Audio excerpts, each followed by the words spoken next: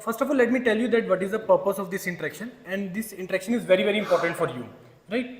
यार आप बैठ जाओ तो ज़्यादा सही रहेगा, मेरा ध्यान रह जाएगा उसमें. आप ले आओ चेयर जब, हाँ वो जाओ जो ले ले शर्मा के रहे हो ले. Okay. So first of all, let me tell you that what is the purpose of this interaction. The purpose of interaction is very important for you. So you all are from the civil branch. So civil branch अगर मैं आप लोगों से पूछूं कि why you choose this civil branch, तो majority of the students का reason होता है to choose a civil branch that I want to go for the government job, right? Your junior engineer and the assistant engineer in jobs, and especially in your state only, right? So first of all, tell me that how many you are from the Himachal Pradesh? Okay, not from the Himachal Pradesh. How many are from the non-Himachal? Okay, so you are from Bangladesh. Okay, Ladakh. You? Arunachal Pradesh. Or anyone else? Arunachal? You? Nepal. Okay. Understand Hindi, na? Everyone understand Hindi? Comfortably, na? Okay, great. So civil branch, जैसे कि मैंने आपको बोला कि that the main reason for choosing the civil branch is that I want to go for your state JEE job, junior engineer and assistant engineer job. My request before I start this session, my request to all of you will be that please do not use your mobile phone. मेरे को बिल्कुल भी फर्क नहीं पड़ेगा कि आप लोग सुन रहे हैं नहीं सुन रहे, लेकिन मेरे को सिर्फ डिस्ट्रैक्शन होता है कोई और मेरा फ्लो टूट जाएगा. और मेरे को ये प्रेजेंटेशन सिर्फ आधे घंटे का है, जिसमें मैं आपको बहुत सारी ऐसी इन्फॉर्मेशन देके जाऊंगा जो आपको बहुत ज्यादा यूजफुल होगा आपके करियर के पॉइंट ऑफ व्यू से. I am here to tell you not about the jobs, I am here to tell you about your career. Career और जॉब में क्या डिफरेंस होता है उसके बारे में भी हम लोग डिस्कस करेंगे.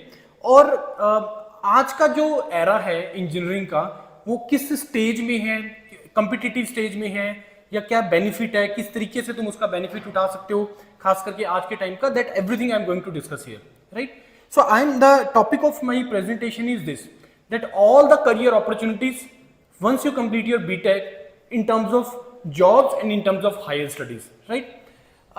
स्पेशली अगर मैं हिमाचल के स्टूडेंट्स की बात करूं तो हिमाचल के स्टूडेंट्स के एक दिमाग में होता है कि मेरे को अपनी स्टेट में ही रहना है. ये बहुत बड़ा एक पॉइंट है specially for the Himachal student, that I want to work in my state only. वो हर किसी के रहता है, लेकिन हिमाचल में मैंने थोड़ा सा ज्यादा देखा है. If you talk about the UP, Bihar, Arunachal Pradesh, Himachal का स्टूडेंट बहुत रेयरेस्ट होगा कि हिमाचल का स्टूडेंट किसी अदर स्टेट के कॉलेज में जाके, स्पेशली प्राइवेट यूनिवर्सिटी में जाके अपना बीटेक का प्रिपरेशन बीटेक कर रहे हैं वहां पे. लेकिन अदर स्टेट्स में अगर आप देखोगे, it is very much comfortable. For example Arunachal Pradesh, Bangladesh, Nepal, people are coming all the from there to the Himachal और द पंजाब और the other states in the India.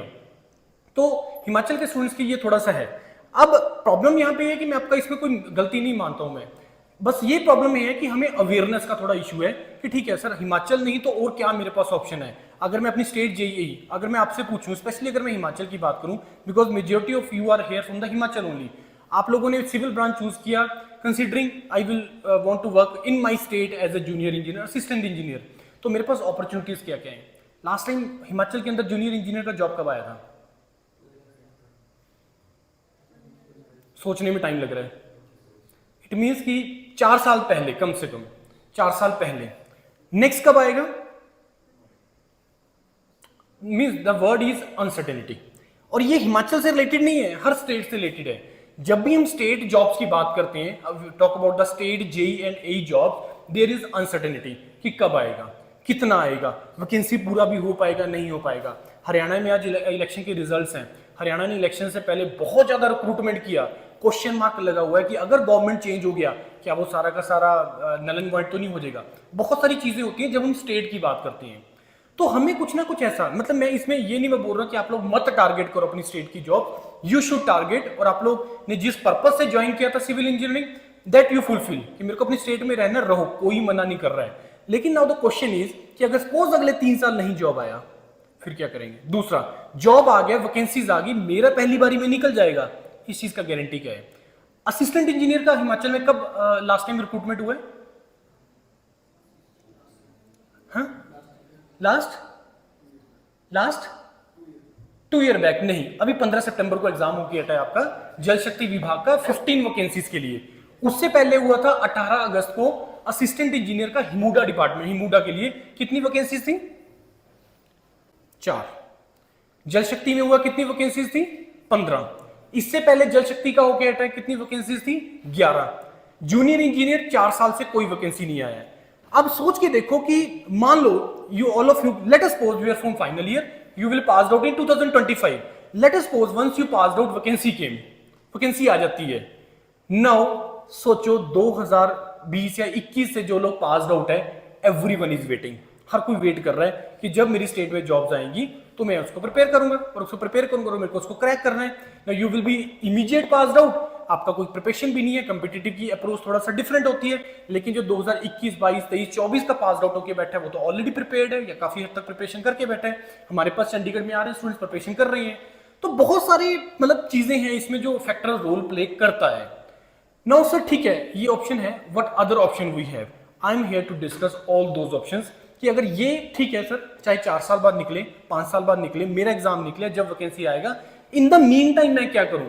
2020 का 2021 का पास आउट हुआ बच्चा अभी तक क्या कर रहा है? हिमाचल का स्टूडेंट क्या कर रहा है? मेजॉरिटी स्टूडेंट फ्री है, मेजॉरिटी स्टूडेंट फ्री है। ऐसा नहीं है कि एम्प्लॉयमेंट नहीं है, एम्प्लॉयमेंट अपॉर्चुनिटीज आर देयर, सीटें खाली चली जा रही हैं। अब ऐसे केसेस में हमें क्या करना चाहिए? I am here to discuss all those things कि मेरे पास और क्या क्या ऑप्शंस हैं, किस तरीके से मेरे को करियर बनाना है। Job is one part, career is other part, how we have to do that. I am here to discuss about that thing.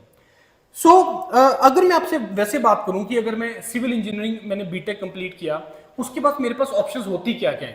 देखो 3 कैटेगरीज में हम इसको डिवाइड करेंगे। सबसे पहला आ जाएगा in terms of job. Job में हमारे पास 3 टाइप्स की टॉप जॉब आ जाती है। अगर मैं इंडिया की बात करूं, कौन कौन से 3 टाइप ऑफ जॉब्स है हमारे पास? सबसे पहला प्राइवेट जॉब होती है। आप कहीं भी, बहुत ज्यादा आजकल डेवलपमेंट हो रही है, बहुत ज्यादा इंफ्रास्ट्रक्चर के पॉइंट ऑफ व्यू से हो रहा है, आप कहीं पे भी अपना प्राइवेट जॉब कर सकते हो। दूसरा गवर्नमेंट जॉब, राइट, आपकी स्टेट की जॉब्स, सेंट्रल गवर्नमेंट की जॉब्स, ये सारी आपकी जूनियर इंजीनियर, असिस्टेंट इंजीनियर, ये गवर्नमेंट जॉब की कैटेगरीज में आती है, central government and state government. Third type of job private, government, third public sector, yes, PSU jobs. Public sector और गवर्नमेंट में क्या डिफरेंस है थोड़ा सा बताता हूं। गवर्नमेंट होती है या तो सेंट्रल गवर्नमेंट होगा या state government, and it is 100% share holders for that. But about the public sector 51% share is of the central government. जो रिमेनिंग शेयर है वो किसी स्टेट का हो सकता है, किसी प्राइवेट का हो सकता है, मतलब शेयरिंग पे होता है वो जब भी है। कौन कौन से पब्लिक सेक्टर, कुछ नाम बताओ मेरे को। IOCL, Indian oil corporation of India, HPCL हो गया, सेल हो गया, ONGC हो गया, BHEL हो गया, HAL हो गया, BDL हो गया, HRL हो गया। List is very long, 250 plus public sectors are there in India. और जहां पे मोर देन 150 पब्लिक सेक्टर ऐसे हैं जहां पे इंजीनियर का रिक्वायरमेंट होता है, इंजीनियर की जॉब्स वहां पे होती हैं, all branches if you talk about. अब ये 3 टाइप ऑफ जॉब हो गया आपका, प्राइवेट हो गया, पब्लिक हो गया, गवर्नमेंट हो गया। मेरे को प्राइवेट में अच्छी जॉब चाहिए, फॉर एग्जांपल मेरे को टॉप जो इंडस्ट्रीज है इंडिया की, अगर मैं बात करूं सिविल इंजीनियरिंग में, मेरे को पुंडलॉयड जाना है, मेरे को DLF जाना है, तो ऐसा तो नहीं है कि मेरे को बड़ी इजीली मिल जाएगी जॉब। अगर मैं बात करूं मेरे को कम से 15-20 लाख का पैकेज चाहिए तो इजीली मिल जाएगा? नहीं, हमें कुछ ना कुछ एग्जाम देने पड़ेंगे, कंपीट करना पड़ेगा, इंटरव्यूज वगैरह देनी पड़ेगी। सिमिलरली गवर्नमेंट में भी ऐसा ही है कि अगर मेरे को JEE लगना है या मेरे को AE लगना है, again I have to compete, मेरे को रिटन एग्जाम देना पड़ेगा। असिस्टेंट इंजीनियर जो कि गस्टेड ऑफिसर का जॉब है, क्लास 1 ऑफिसर का जॉब है, उसमें इंटरव्यू भी होता है। कहीं पे भी पूरे इंडिया में जहां पे गस्टेड ऑफिसर का जॉब होगा, क्लास 1 ऑफिसर का जॉब होगा, वहां पे इंटरव्यू होगा ही होगा इन 99% of the cases. Public sector मेरे को जाना है, पब्लिक सेक्टर में एंट्री करने की क्या तरीके हैं? 2 तरीके हैं, through the GATE examination, without GATE examination. कौन से पब्लिक सेक्टर विदाउट गेट लेते हैं, कौन से पब्लिक सेक्टर विद गेट लेते हैं, वो भी हम लोग डिस्कस करेंगे। तो ये सारा का सारा जो कैटेगरीज आ गया, ये किसका आ गया? आपका जॉब का आ गया। Now let us talk about the higher studies. Higher studies में हम इसको 2 पार्ट में पहले डिवाइड करते हैं after the BTech. One is the technical domain, other one is the management domain. एक टेक्निकल डोमेन आ गया, एक आपका मैनेजमेंट डोमेन आ गया। मैनेजमेंट में क्या कर सकते हो, आपके पास क्या ऑप्शन होता है मैनेजमेंट में? MBA, you can do MBA from the IIMs, from the top institutes of India. And if you talk about the this PGDM, post graduate diploma in management, वो भी आप लोग कर सकते हैं। ये मैनेजमेंट की डोमेन्स होती है। Now talk about the technical domain. Technical में हायर स्टडीज में क्या क्या ऑप्शन होती है मेरे पास? After you do the BTech, technical में क्या क्या ऑप्शन है मेरे पास हायर स्टडीज के लिए? MTech ऑप्शन है और हाँ direct PhD, not the PhD. PhD we normally use the term once you do the masters, then you go for the PhD. Now you can do the direct PhD after you complete your bachelor's. BTech complete करने के बाद आप direct PhD के लिए जा सकते हैं। And the third category is, third एक और ऑप्शन होता है उसमें, that is the MS programme. MTech is there, MS is there, direct PhD is there. ये तीन टाइप्स ऑफ आपके पास अपॉर्चुनिटीज होती हैं once you do the BTech. इसके बाद अगर आपको हायर स्टडीज की फॉर्म में जाना है। अब ये हो गया जॉब्स, फिर आ गया हायर स्टडीज, फिर तीसरा ऑप्शन आपके पास क्या जाता है, बोलो? एक जॉब हो गया, एक हायर स्टडीज हो गया, तीसरा option, and which is the best option? Entrepreneurship, business. वो सबसे बेस्ट चीज है, लेकिन उसका एक टाइम होता है कि कब एंटर करना चाहिए, किस स्टेज में तुम्हें अपने बिजनेस में, एंटरप्रेन्योरशिप में एंटर करना चाहिए, उसका एक टाइम होता है। कैसे, किस टाइम पे एंटर करना चाहिए, उसके बारे में भी हम डिस्कस करेंगे। नाउ एक चीज ध्यान में रखना कि जो भी मैं यहाँ पे चीजों को डिस्कस करूंगा ना, वो सारी ऑप्शन होंगी जिसमें मेहनत है और जो अच्छी ऑप्शन है। मैं जो भी ऑप्शन यहाँ पे डिस्कस करूंगा, अगर मैं एमटेक वर्ड यूज कर रहा हूं, डजंट मीन मैं एमटेक बात कर रहा हूं टेक से कर लो, बाहर यूनिवर्सिटी से कर लो, थापर से कर लो, कोई फायदा नहीं होना।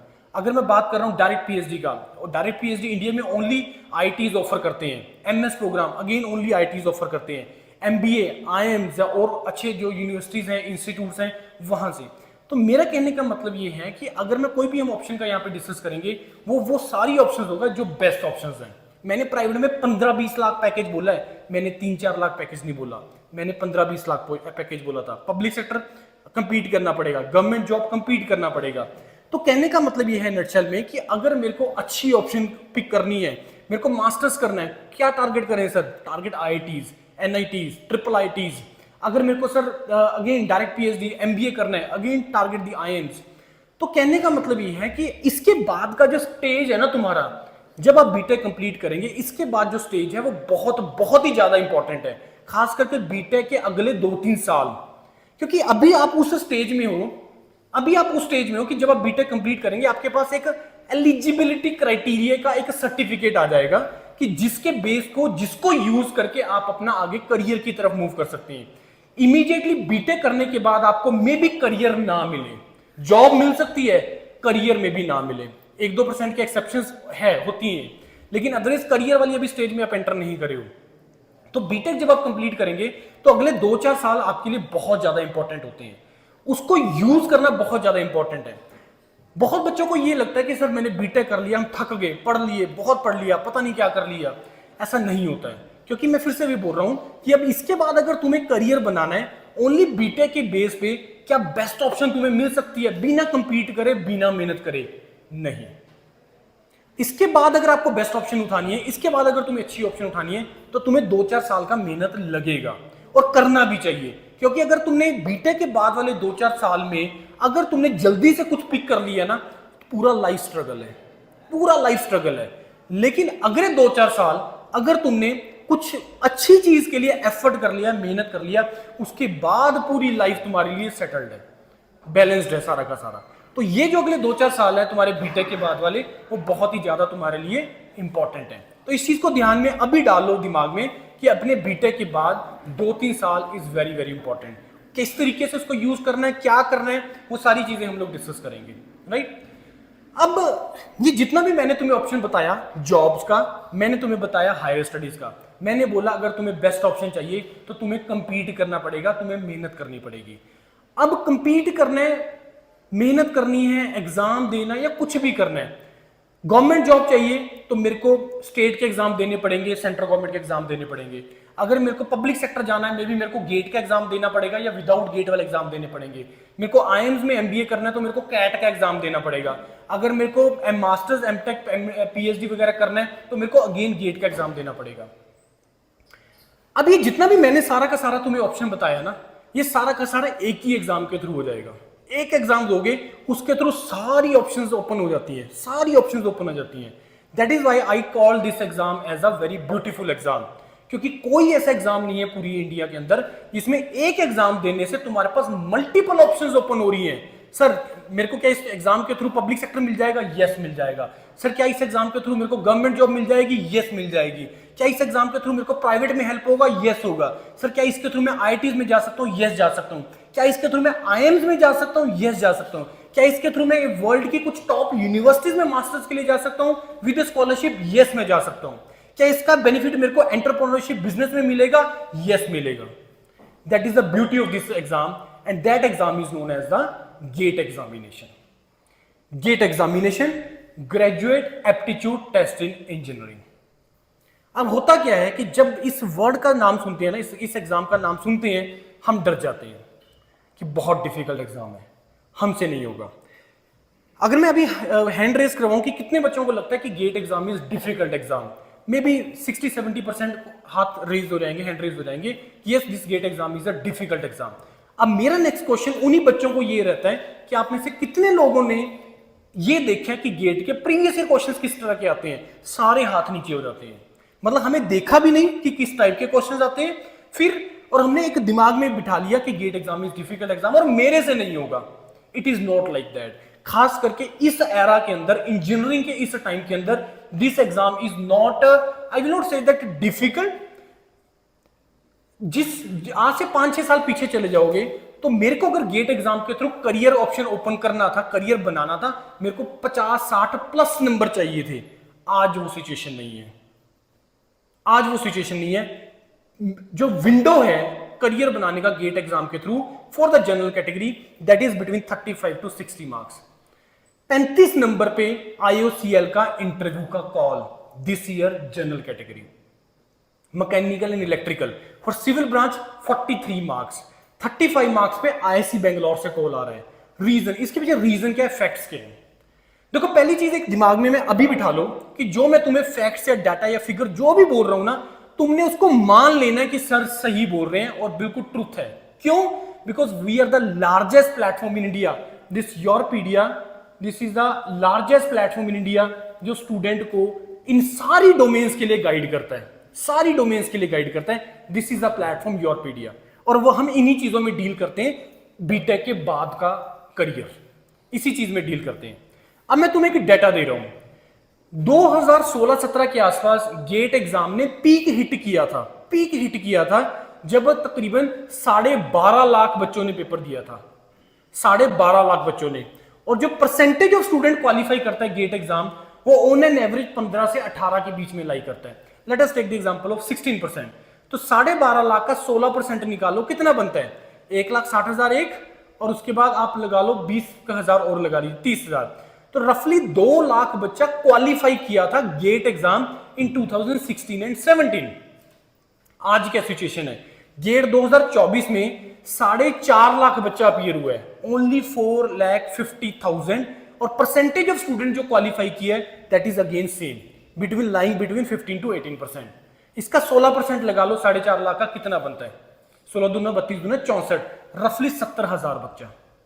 और 2016-17 में हो रहा था 2 लाख बच्चा क्वालिफाई, आज हो रहा है 60,000 70,000 बच्चा क्वालिफाई। और इसे 70,000 के अंदर बहुत सारा स्टूडेंट ऐसा है जो 3rd ईयर का है, जिसने क्वालिफाई किया है, जो इसको यूज भी नहीं कर सकता इमीडिएट ईयर में, because now you can write the GATE exam in 3rd year onwards.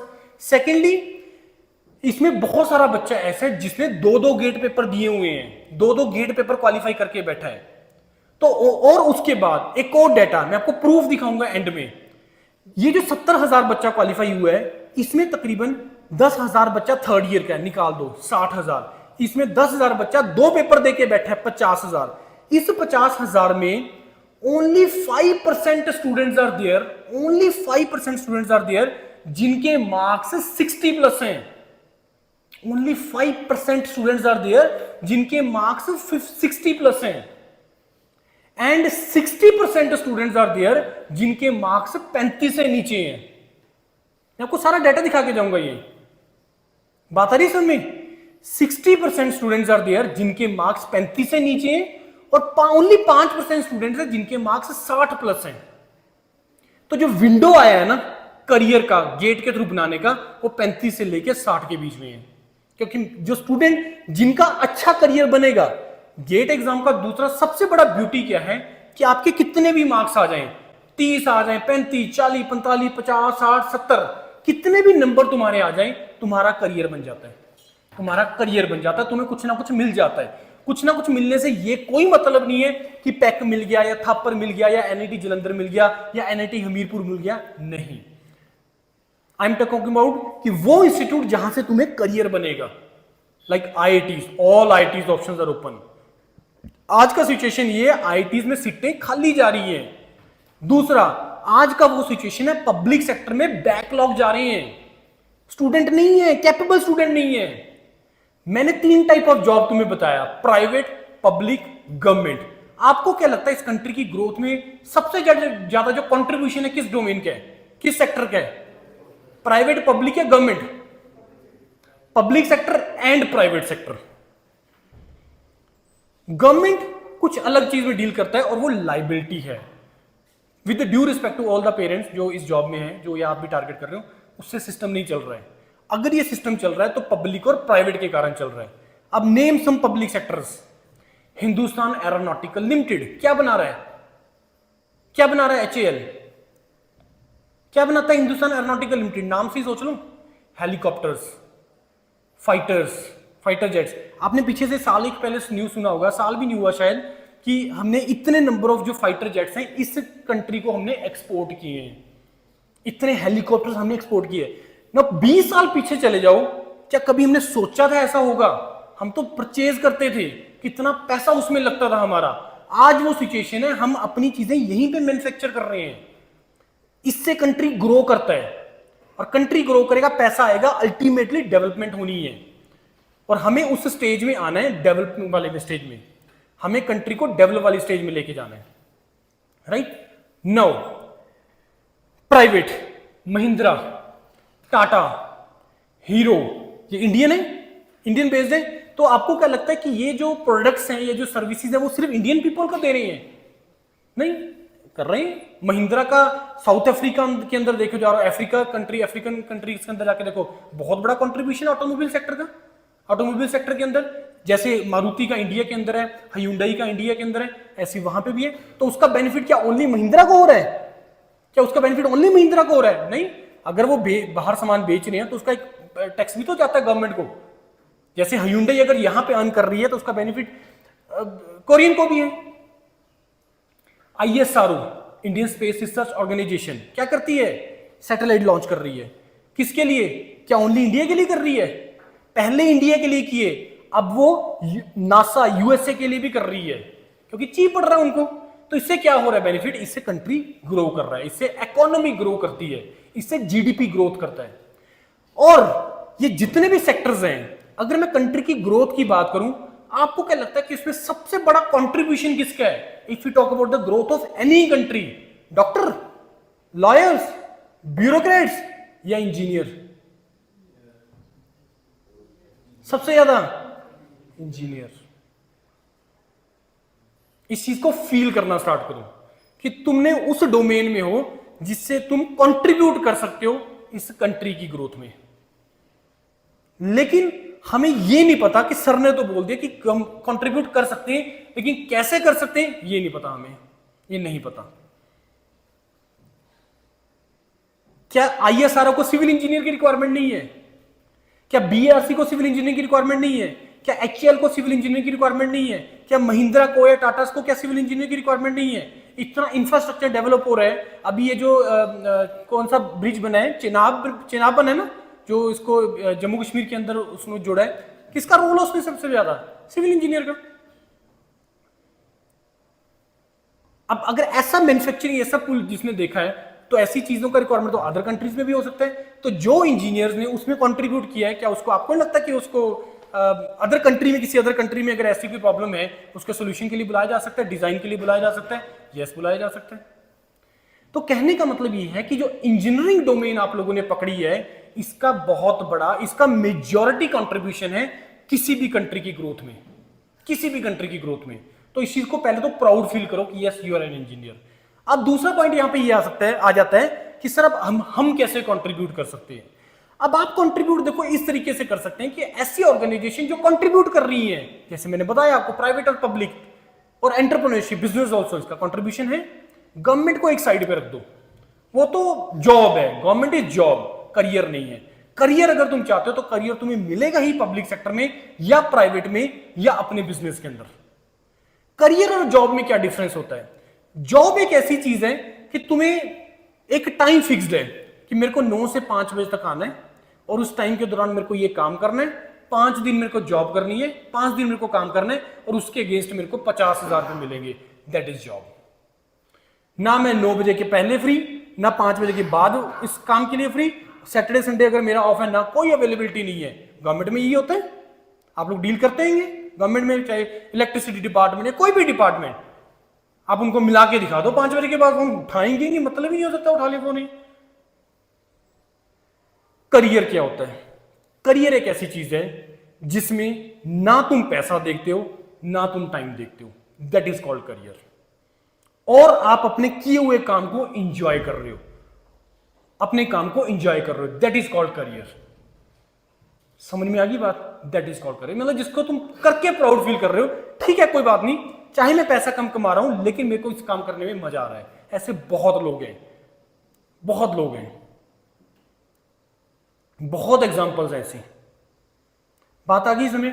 अभी जितना भी मैं तुम्हें चीजें बोल रहा हूं ना, मैं ये चीजें सुनने में बहुत अच्छी लगेंगी, लेकिन एक्चुअल में उस स्टेज में आने के लिए हमें कुछ रास्ता तय करना पड़ेगा।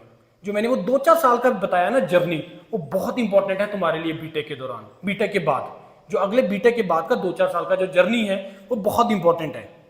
बीटेक के बाद आपको बहुत सारे दरवाजे नजर आएंगे, बहुत सारे दरवाजे नजर आएंगे, सभी अलग अलग रास्ते को जा रहा है, सभी अलग अलग रास्ते को जा रहा है। लेकिन ये जो इस एग्जाम का नाम है ना, ये गेट, ये एक ऐसा दरवाजा है जिसके थ्रू तुम एक्चुअल में करियर वाली स्टेज में एंटर कर सकते हो। ये वो एग्जाम है। जितना भी मैंने चीजें बताया कंट्रीब्यूट करने का या तुम्हें कंट्रीब्यूट करने का इस कंट्री की ग्रोथ में, उसका रास्ता यहीं से होके जाता है, इसी एग्जाम से होके जाता है। और ये बहुत इंपॉर्टेंट एग्जाम है, ये बहुत ही ऑथेंटिक एग्जाम है जिसके थ्रू तुम्हारे पास वो सारी करियर ऑप्शंस ओपन हो जाएगा जिसके थ्रू तुम कंट्रीब्यूट कर सकते हो। हिंदुस्तान एरोनॉटिकल लिमिटेड जाना है, कैसे एंट्री मिलेगी? रिटन एग्जाम होगा, इंटरव्यू होगा। सर मेरे को ISRO में जाना है, कैसे होगा? रिटन एग्जाम होगा, इंटरव्यू होगा। सर मेरे को प्राइवेट में जाना है, मेरे को टॉप यूनिवर्सिटी, टॉप ऑर्गेनाइजेशन के अंदर जाना है, कैसे होगा? पहले तुम्हें अपना प्रोफाइल स्ट्रॉन्ग करना पड़ेगा, प्रोफाइल बनाओगे, स्पेशलाइजेशन लेके आओगे अपने अंदर। भाई कोई ऐसी इंडस्ट्री जिसको एक सिविल इंजीनियर का रिक्वायरमेंट, वो दे रही है उसको 5-7 लाख का पैकेज, लेकिन उसको चाहिए स्पेशलाइज्ड इन स्ट्रक्चर, उसको चाहिए स्पेशलाइज्ड इन जियोटेक, उसको चाहिए स्पेशलाइजेशन ट्रांसपोर्टेशन, उसको चाहिए स्पेशलाइजेशन इन एनवायरमेंट। आज की ये नीड है इस कंट्री की, इंडस्ट्रीज की नीड है स्पेशलाइजेशन लोगों का, स्पेशलाइज्ड पर्संस का। तो ये स्पेशलाइजेशन जो तुम्हें मिलेगी यहां से मिलेगी। बीटेक के बाद इमीडिएटली हमें लगता है कि जॉब कर लेनी चाहिए, बीटेक के बाद इमीडिएटली लगता है हमें जॉब कर लेनी चाहिए, लेकिन बिलीव मी फ्रेंड्स, जल्दी मत करना जॉब करने का, जल्दी मत करना। जो मैंने तुम्हें 2-4 साल का टाइम बताया ना, वो बहुत ज्यादा क्रूशियल है तुम्हारे लिए, क्योंकि उस 2-4 साल में तुमने जो डिसीजंस लिए, तुमने जो मेहनत की है, वही तुम्हारी आने वाली जो जिंदगी है वो डिसाइड करेगा, उसके आने वाली जिंदगी वही डिसाइड करेगा। मे बी आप इस चीज को अभी रियलाइज ना कर पाओ या फील ना कर पाओ, बीटेक कंप्लीट होने के 5 साल के बाद मेरे को याद कर लेना कि कुछ ऐसा बोलना था यार, कोई पर्सन आया था, अब बताओ क्या चीज है। फिर अपना कंपैरिजन करना है, फिर अपना कंपैरिजन करना है अपने फ्रेंड्स के साथ, अपने सीनियर्स के साथ या अपने जूनियर्स से, फिर कंपैरिजन करना है आपने। इमीडिएट कंपैरिजन मत करना बीटेक के बाद, बीटेक के इमीडिएट बाद कंपैरिजन मत करना, that will be the blunder of your life. कि आप अगर अपना बीटेक इमीडिएटली बाद कंपैरिजन करोगे कि कौन क्या कर रहा है और मेरे को क्या करना है, जो मैं तुम्हें 2-4 साल बता रहा हूं ये बहुत इंपॉर्टेंट है तुम्हारे लिए। आ रही थी बस में? तो ये गेट का exam is very very important exam. और आज का स्टेज वो है, आज का एरा ये है, competition is drastically low, competition is drastically लो।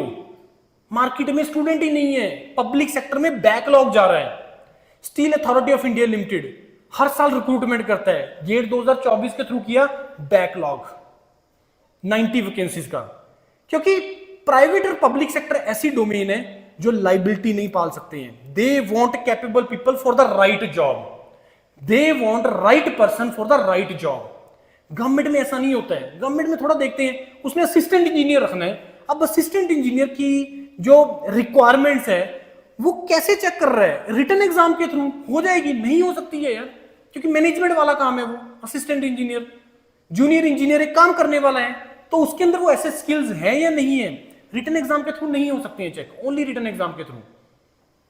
तो प्राइवेट और पब्लिक सेक्टर, उनको कोई मजबूरी नहीं है कि मेरे को अगर 100 वैकेंसीज आई हैं तो मेरे को 100 के 100 रिक्रूट करने हैं। If they find 90 people capable, they will recruit 90। If they find 110 people capable, they will recruit 110 people. लेकिन गवर्नमेंट में ऐसा नहीं होता है, सोच के देखो, प्राइवेट में होता है। आपने बहुत बार सुना होगा कंपनी आई प्लेसमेंट के लिए चाहिए तो उसको 3 बंदे, लेकिन वो 5 ले गई। आई थी वो 3 रिक्रूटमेंट कर ली, लेकिन एक ही लेके गई है। आपने सुनी होंगी चीजें ये। क्यों? रीजन उनको लगेगा नहीं ये सुटेबल कैंडिडेट है। अगर उनको लगेगा वो सुटेबल कैंडिडेट है तभी वो रखेगा, नहीं तो नहीं रखेगा। भाई we are the private organisation, अगर मेरे को टीचर रिक्रूट करने हैं 5 मान लो, अगर मेरे को लगेंगे कि यार ये बेस्ट फिट है टीचिंग के लिए, योरपीडिया प्लेटफॉर्म के लिए, then only we will recruit, otherwise we will not recruit. कोई मजबूरी है हमारी 5 रिक्रूट करना? नहीं। अगर हमें कैपेबल बंदे मिलेंगे, उस जॉब में फिट के लिए पर्सन मिलेंगे तो हम रखेंगे, नहीं तो नहीं रखेंगे। It's very simple. आ रही कि नहीं आ रही बात समझ? तो किस तरीके से सिस्टम चलता है, ये कंट्री लगा लो या ये जो सिस्टम है किस तरीके से चलता है, इंजीनियरिंग का डोमेन का कैसे उसमें कंट्रीब्यूशन है, क्या रोल है, तुम्हें ये समझ में आना, तुम्हें पता होना बहुत ज्यादा जरूरी है। अदरवाइज गड़बड़ है सारी की सारी। अदरवाइज हम लोग रैट रेस फॉलो करते आएंगे। जैसे आप लोगों ने यहां तक पहुंचे हो, 90% of the students civil engineer क्यों ली? पेरेंट्स ने पुश किया जी गवर्नमेंट जॉब मिल जाएगी तेरे को, चल सिविल इंजीनियर ले ले। मेरा फ्रेंड था, उसका बेटा जो आज एई लगा हुआ है, ठीक है, जबरदस्त है, हिमाचल में ही है। इस कारण से बहुत मतलब हिमाचल में मेजॉरिटी स्टूडेंट्स के रीजन पेरेंट्स होते हैं सिविल या मैकेनिकल, इलेक्ट्रिकल, इलेक्ट्रॉनिक्स दिलवाने के लिए। दूसरा फिर रीजन जो मैंने आपको बताया कि यस मेरे को गवर्नमेंट जॉब चाहिए, ऑप्शन नहीं है, पता ही नहीं है मेरे को कि कब आएगा उस चीज के लिए।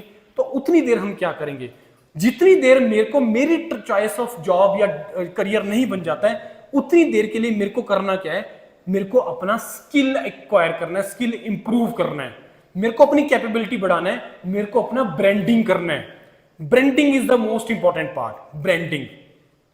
कंपनी आ रही है कोई प्लेसमेंट के लिए, मान लो DLFI प्लेसमेंट के लिए, यहां पे वहां पे ज्वाइंट कैंपस प्लेसमेंट है, वहां पे आपके कॉलेज का भी बच्चा है, जेपी यूनिवर्सिटी का भी है, मान लो UIT शिमला का भी है, मान लो NIT हमीरपुर का भी है, मान लो IIT मंडी का भी है। आपको क्या लगता है किसको प्रेफरेंस दिया जाएगा? हाँ, क्यों? This is called branding. No doubt उस जॉब को लेने के लिए प्रोसेस तो सभी को फॉलो करना है कि रिटर्न भी देना है, इंटरव्यू भी देना है, लेकिन एक ब्रांडिंग का कहां पे फर्क आता है, ये फर्क आता है। समझ में आ गया ब्रांडिंग का मतलब? अब तुम्हारे अंदर अगर तुम्हारे पास अगर कोई ब्रांड है, तुम्हारे रिज्यूमे पे अगर कोई ब्रांड है, उसका वैल्यू ऑटोमेटिकली बढ़ जाएगा। तो अगले जो 3-4 साल है तुम्हारे बीटेक के बाद, 2 काम करने हैं। पहला, अपना स्किल एनहांस करना है, स्पेशलाइज्ड बनना है आपने। अब ये सारे सिविल इंजीनियर बैठे हैं, यहां पे 2 बच्चे बैठे हैं who are masters in structures. हो गए अलग? अलग हो गए इस झुंड से, ऑटोमेटिकली अलग हो गए। और इंडस्ट्री की नीड है, अगर कोई कंपनी आ रही है उसको चाहिए मास्टर्स इन स्ट्रक्चर, आपको रखेगी कि उसको रखेगी? ऑब्वियसली उसको रखेगी। वो ज्यादा बार्गेनिंग एंड पे है, वो बोले हम 2 ही हैं जी, पैसा चाहिए हमें, बताओ हमारे अंदर स्किल है, काम बता देना क्या करना है, हम रेडी है करने को।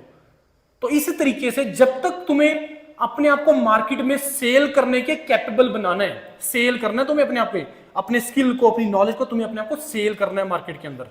That is the important part, that is. और तब आपका वैल्यू तभी ज्यादा पड़ेगा अगर तुम्हारे अंदर स्किल है, अगर तुम्हारी ब्रांडिंग है, अगर तुम्हारे पास स्पेशलाइजेशन है, तभी ये होगा, अदरवाइज नहीं होगा। तो ये बहुत इंपॉर्टेंट चीज है जो तुम्हें मैंने बताई। गेट एग्जाम के बारे में हम डिस्कस कर रहे हैं। गेट एग्जाम थोड़ा सा मैं बताता हूं। किसी ने दिया था इस बार गेट का एग्जाम 3rd ईयर में या फाइनल ईयर में? फाइनल तो नहीं, 3rd ईयर में दिया था किसी ने गेट का एग्जाम? नहीं, कोई बात नहीं। इस बार भरा है इस बार किसी ने? नहीं, कोई बात नहीं। अभी है लास्ट डेट पड़ा उसका, लेकिन with late fees, without late fees वाला टाइम निकल गया है। गेट एग्जाम क्या चीज है? देखो, गेट एग्जाम को पहले दिमाग में बिठा लो, पहले दिमाग में बिठा लो कि ये कॉलेज के एग्जाम जैसा नहीं है। कॉलेज का, यूनिवर्सिटी का एग्जाम ये नहीं है, ये कंपटीशन है। और ये एप्टीट्यूड एग्जाम है, aptitude, graduate aptitude test in engineering. ये तुम्हारा एप्टीट्यूड चेक करता है, तुम्हारा बेसिक नॉलेज चेक करता है इंजीनियरिंग का। That is where the aptitude word जहां पे यूज किया जाता है ना, इट मींस कि वो उस चीज का basic understanding, basic knowledge check करता है। ये एग्जाम एक ऐसा एग्जाम है जो कंसेप्ट के ऊपर होता है। ये रट्टा मारने वाला, ये थ्योरी वाला एग्जाम नहीं है, क्रैम करने वाला एग्जाम नहीं है। जैसे यूनिवर्सिटी के एग्जाम तुम एक रात पहले, एक दिन पहले ही पढ़ के तुम क्रैक कर लेते हो, ये एग्जाम ऐसा नहीं है। ये एग्जाम मेहनत मांगेगा, ये एग्जाम एफर्ट मांगेगा। इसका एग्जाम पैटर्न क्या होता है? इसमें 65 क्वेश्चंस होते हैं, 100 मार्क्स का होता है और 3 घंटे का एग्जाम होता है। 100 मार्क्स को डिवाइड किया गया है, 70 मार्क्स आपका है टेक्निकल। मतलब इसके सिलेबस के अंदर एक भी क्वेश्चन ऐसा नहीं है या एक भी टॉपिक ऐसा नहीं जो तुमने ना पढ़ा हो अभी तक टिल बीटेक। 70 मार्क्स जो आपके आने हैं वो टेक्निकल पार्ट है, जो आपके इंजीनियरिंग के सब्जेक्ट्स आप लोग पढ़ते हैं, सॉइल मैकेनिक्स पढ़ते हो, transportation, hydrology, irrigation, environment, structure, RCC, SOM, FM, वही है सारा का सारा। 15 नंबर का आपका आ जाता है जनरल एप्टीट्यूड। ये आप लोग 10th तक पढ़ के आए हो। इसमें 3 कंपोनेंट होते हैं, quantitative aptitude, reasoning and English. Quantitative aptitude क्या होता है? आपका 10th तक का mathematics, profit loss, LCM, HCF, percentage, ये पढ़ के आए हो ना सारे के सारे। रीजनिंग क्या होता है? Number system, sitting arrangements, ages problems, ये पढ़ के आए हो ना 10th तक सारे के सारे। इंग्लिश क्या है? सिनोनियम, एंटोनियम वगैरह, filling the blank, sentence correction, ये सारे आप लोग पढ़ के आए हो 10th तक। तो 15 नंबर का जो एक ऐसा पार्ट है इसके अंदर जो आपका 10th तक आप चीजें पढ़ के आए हो। After that 15 marks is of engineering mathematics. आप लोग कॉलेज में पढ़ते हो, M1, M2, M3 पढ़ते हो ना, that is only here in the engineering mathematics. अब इसमें 3 टाइप ऑफ क्वेश्चन इसके अंदर होते हैं, ध्यान से समझना। 3 type of question. First one is your multiple choice question, एक क्वेश्चन होगा 4 ऑप्शंस होंगी, एक करेक्ट है। Second type is your multiple selection question, MSQs, जिसमें एक से ज्यादा आंसर ठीक होता है।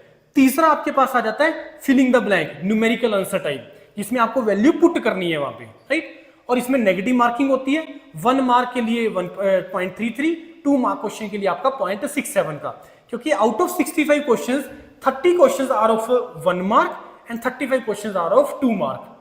इसमें जो टाइम मिल रहा है एक क्वेश्चन के पीछे रफली 3 मिनट का टाइम मिल रहा है। इसका मतलब ये नहीं है कि एग्जाम डिफिकल्ट है, नहीं है इससे मतलब। ये अभी भी दिमाग से निकाल दो कि ये एग्जाम डिफिकल्ट है। This exam is very simple, very basic exam. बस तुम्हें कंसेप्ट पकड़ के चलना है कि इसके पीछे कंसेप्ट क्या है, क्यों हो रहा है ऐसा, इसको हाफ क्यों किया, इसको डबल क्यों किया, इस केस में क्या वैल्यू हुआ, इस केस में क्या वैल्यू हुआ।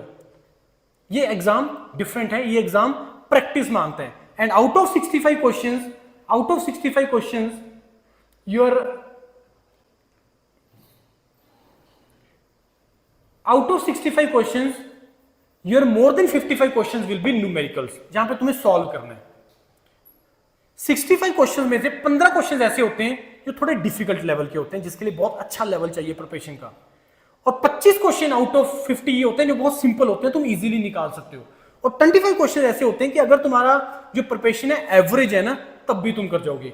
मतलब आउट ऑफ 65 क्वेश्चन 50 क्वेश्चन ऐसे होते हैं जो तुम्हारे लिए किसी भी लेवल का बच्चा उसको नॉर्मल लेवल प्रिपरेशन के ऊपर निकाल सकता है। उसको नॉर्मल लेवल प्रिपरेशन चाहिए, कोई बहुत हार्डकोर नहीं चाहिए।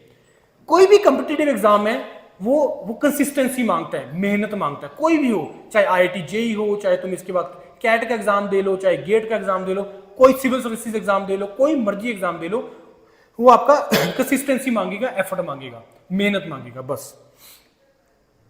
गेट के एग्जाम के कुछ फीचर्स, आप लोग 3rd ईयर ऑनवर्ड गेट का एग्जाम दे सकते हैं, और इसका गेट का एग्जाम देने का कोई एज लिमिट नहीं होता, कोई नंबर ऑफ अटेम्प्ट का लिमिट नहीं होता, आप जितने मर्जी देर तक दे सकते हो और जितने मर्जी दे सकते हो।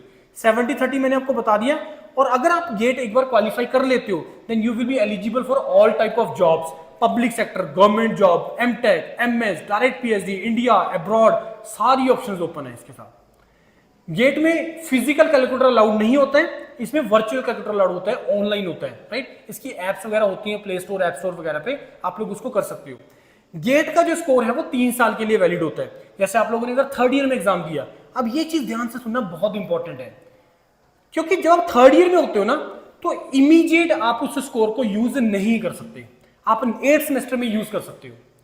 अब क्या हो रहा है, जैसे मैंने तुम्हें बताया कि स्टूडेंट्स का कमी है मार्केट के अंदर, स्टूडेंट नहीं है, बैकलॉग हो रही है। नॉर्मली पब्लिक सेक्टर क्या करते थे, जब उसको गेट के थ्रू रिक्रूटमेंट करना होता है तो वो उसी साल का गेट स्कोर मांगते हैं, उसी साल का। लेकिन अब ट्रबल क्या हो रहा है, मार्केट में स्टूडेंट्स नहीं है, उनको वो रिक्रूटमेंट प्रोसेस को दोबारा से करना पड़ता है सारी को, कि अगर उनका वैकेंसीज कम रहे, मतलब पूरा फुलफिल ना हो। इस चीज के लिए अब क्या कर रहे हैं ऑर्गेनाइजेशंस, पिछले 3 साल को कंसीडर कर रही हैं, पिछले 3 साल के गेट स्कोर को अलाउ कर रहे हैं जॉब्स के लिए। ये पहले नहीं था, ये पिछले 2 साल से ट्रेंड में देख रहा हूं। क्यों? क्योंकि स्टूडेंट नहीं मिल रहे हैं उनको।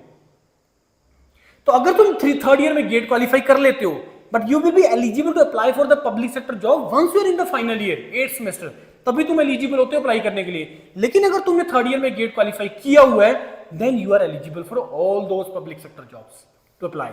जिसमें वो 3 साल का गेट अलाउ कर देगा। दूसरा, आप लोग फाइनल ईयर में फिर से दोगे गेट का एग्जाम 8 सेमेस्टर में, तो जो सा बेस्ट होगा थर्ड ईयर वाला या फाइनल ईयर वाला, जो सा बेस्ट होगा उसको आप यूज करोगे।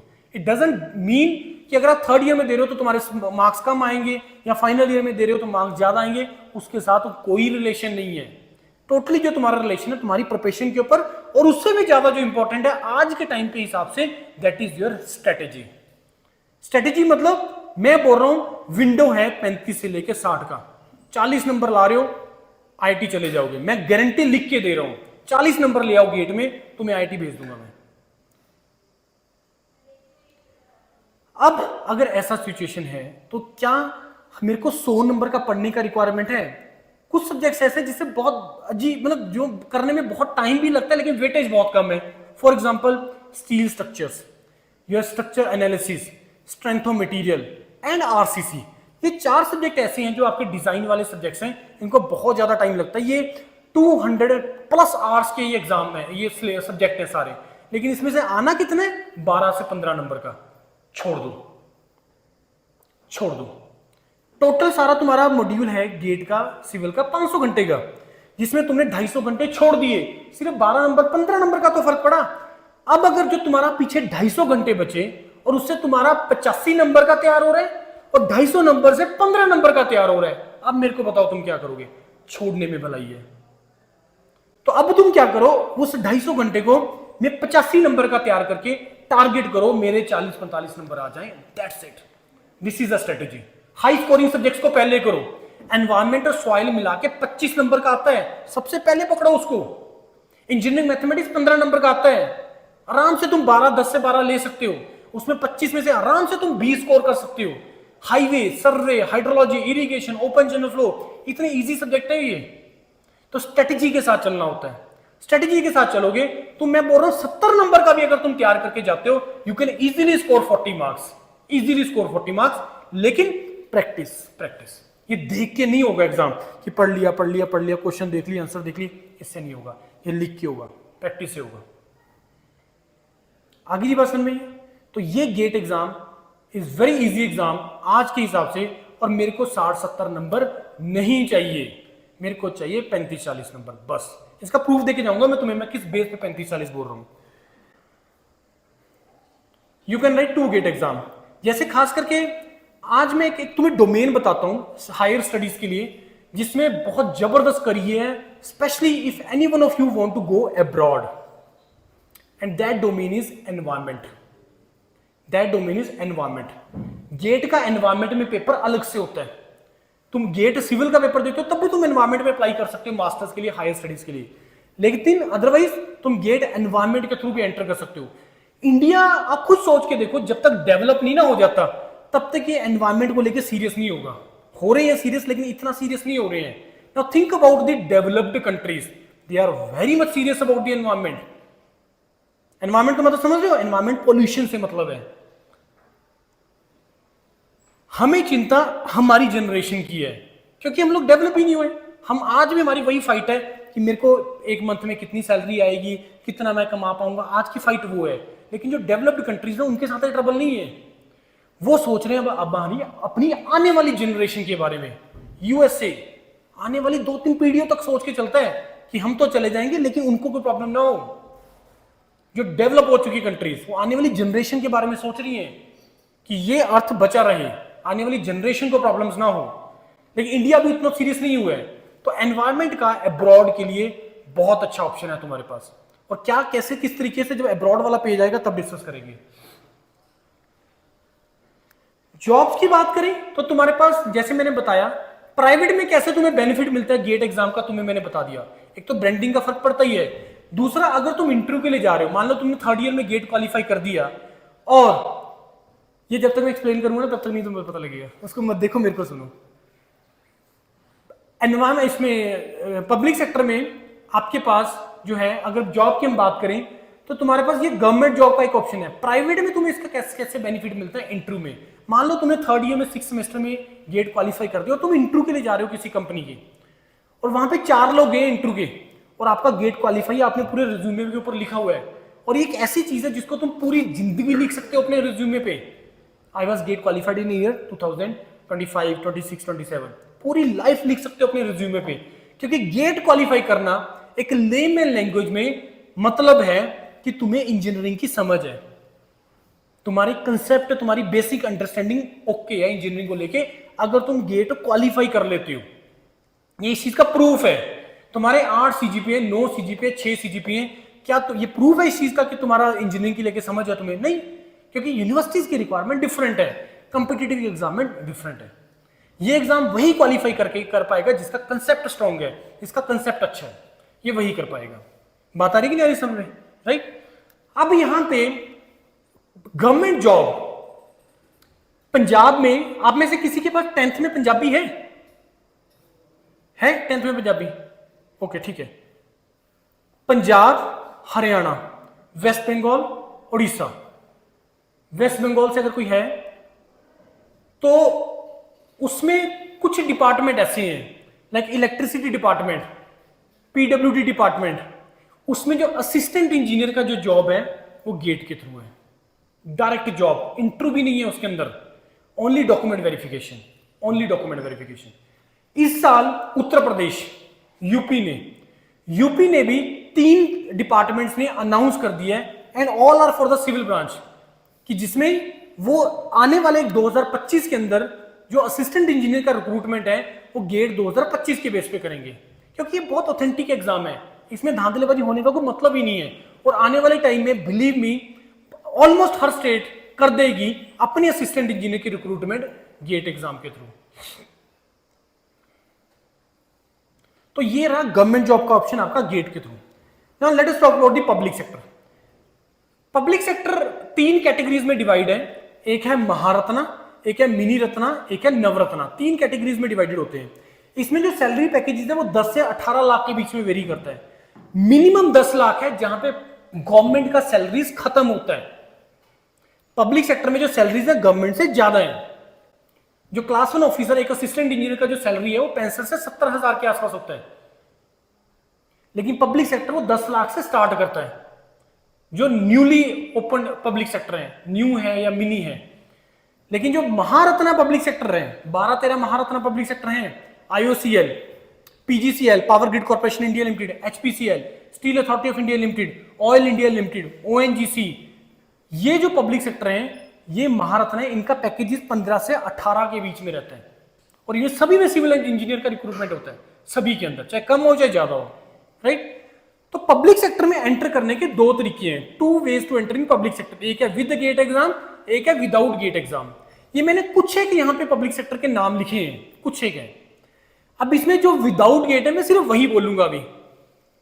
सबसे पहला HAL, Hindustan aeronautical limited, then ISRO, then BARC with GATE without GATE, then HPCL without GATE, SJVNL Satluj Jal Vidyut Nigam limited. आपका हिमाचल में रिक्रूटमेंट होता है, इसका हिमाचल में ही पोस्टिंग होती है। SJVNL मेजॉरिटी बच्चा हिमाचल का इस एग्जाम को लिखता है, SJVNL को।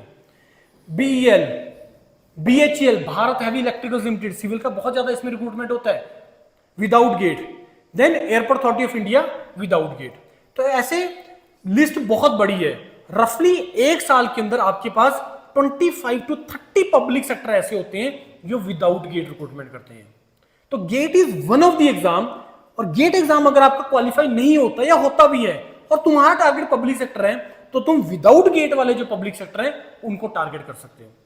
अब इसमें रिक्रूटमेंट होती कैसे है, सिलेक्शन क्राइटेरिया क्या है? अगर तो तुम थ्रू गेट एग्जाम जोन से पब्लिक सेक्टर लेते हैं, जैसे IOCL हो गया, या स्टील अथॉरिटी हो गया, या PGCL हो गया, या पोसोको हो गया, या ग्रिड इंडिया हो गया, इसमें क्या होगा, रिटर्न नहीं होगा। रिटर्न नहीं होगा तो आपका डायरेक्ट शॉर्टलिस्टिंग होगा नेक्स्ट राउंड के लिए। प्लीज चेयर्स लेके आओ, चेयर्स ले आओ फटाफट। तो जो इसके अंदर जो रिक्रूटमेंट होता है विदाउट गेट, विद गेट वाले में, उसमें रिटर्न तुम्हारा नहीं होगा। उसमें जो डायरेक्ट आपको कॉल आएगा वो इंटरव्यू के लिए आएगा। ध्यान से समझना इस प्रोसेस को। इंटरव्यू तो हर पब्लिक सेक्टर में होगा ही होगा, एक्सेप्ट 2 पब्लिक सेक्टर। कौन से? कोल इंडिया लिमिटेड और NTPC। ये 2 पब्लिक सेक्टर ऐसे जो इंटरव्यू भी नहीं लेते हैं, क्योंकि इसमें लोग छोड़ने वाले बहुत होते हैं, क्योंकि हेल्थ इश्यूज होते हैं वहां पे।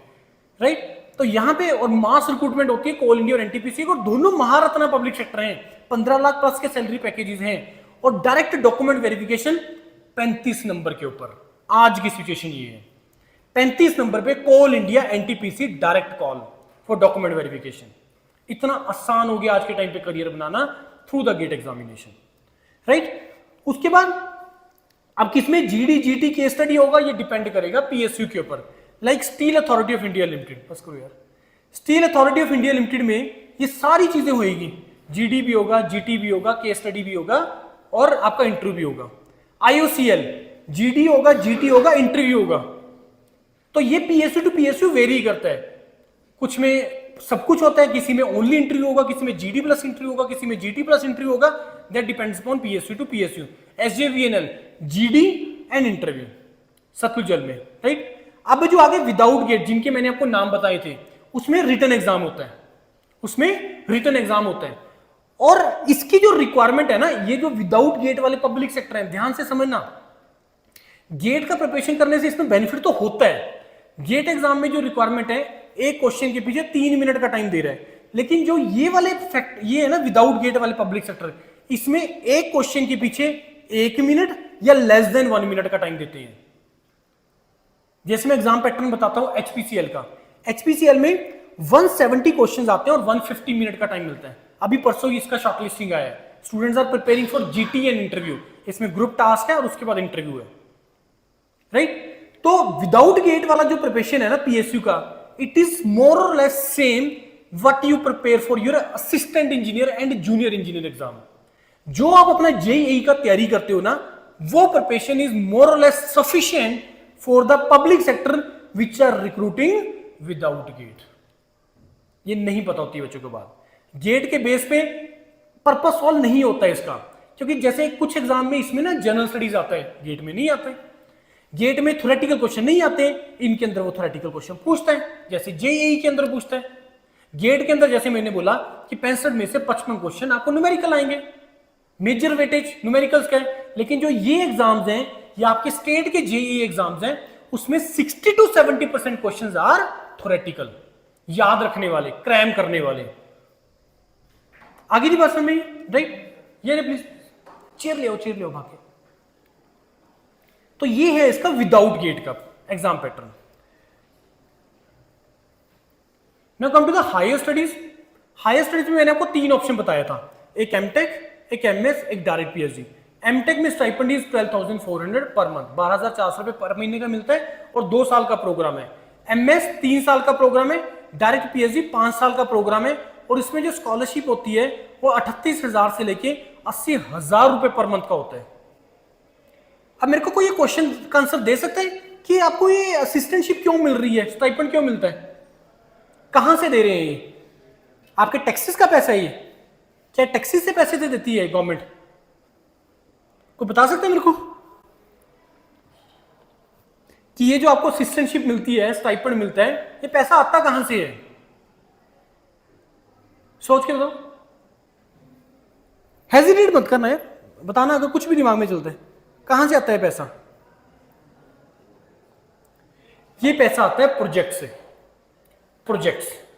अब ये ध्यान से समझना, ये सिस्टम वर्क कैसे करता है, हायर स्टडीज वाला सिस्टम वर्क कैसे करता है। क्योंकि हमें ये लगता है कि अगर मेरे को पीएचडी करनी है या मास्टर्स करना है तो मेरे को बहुत फिर से पढ़ना पड़ेगा।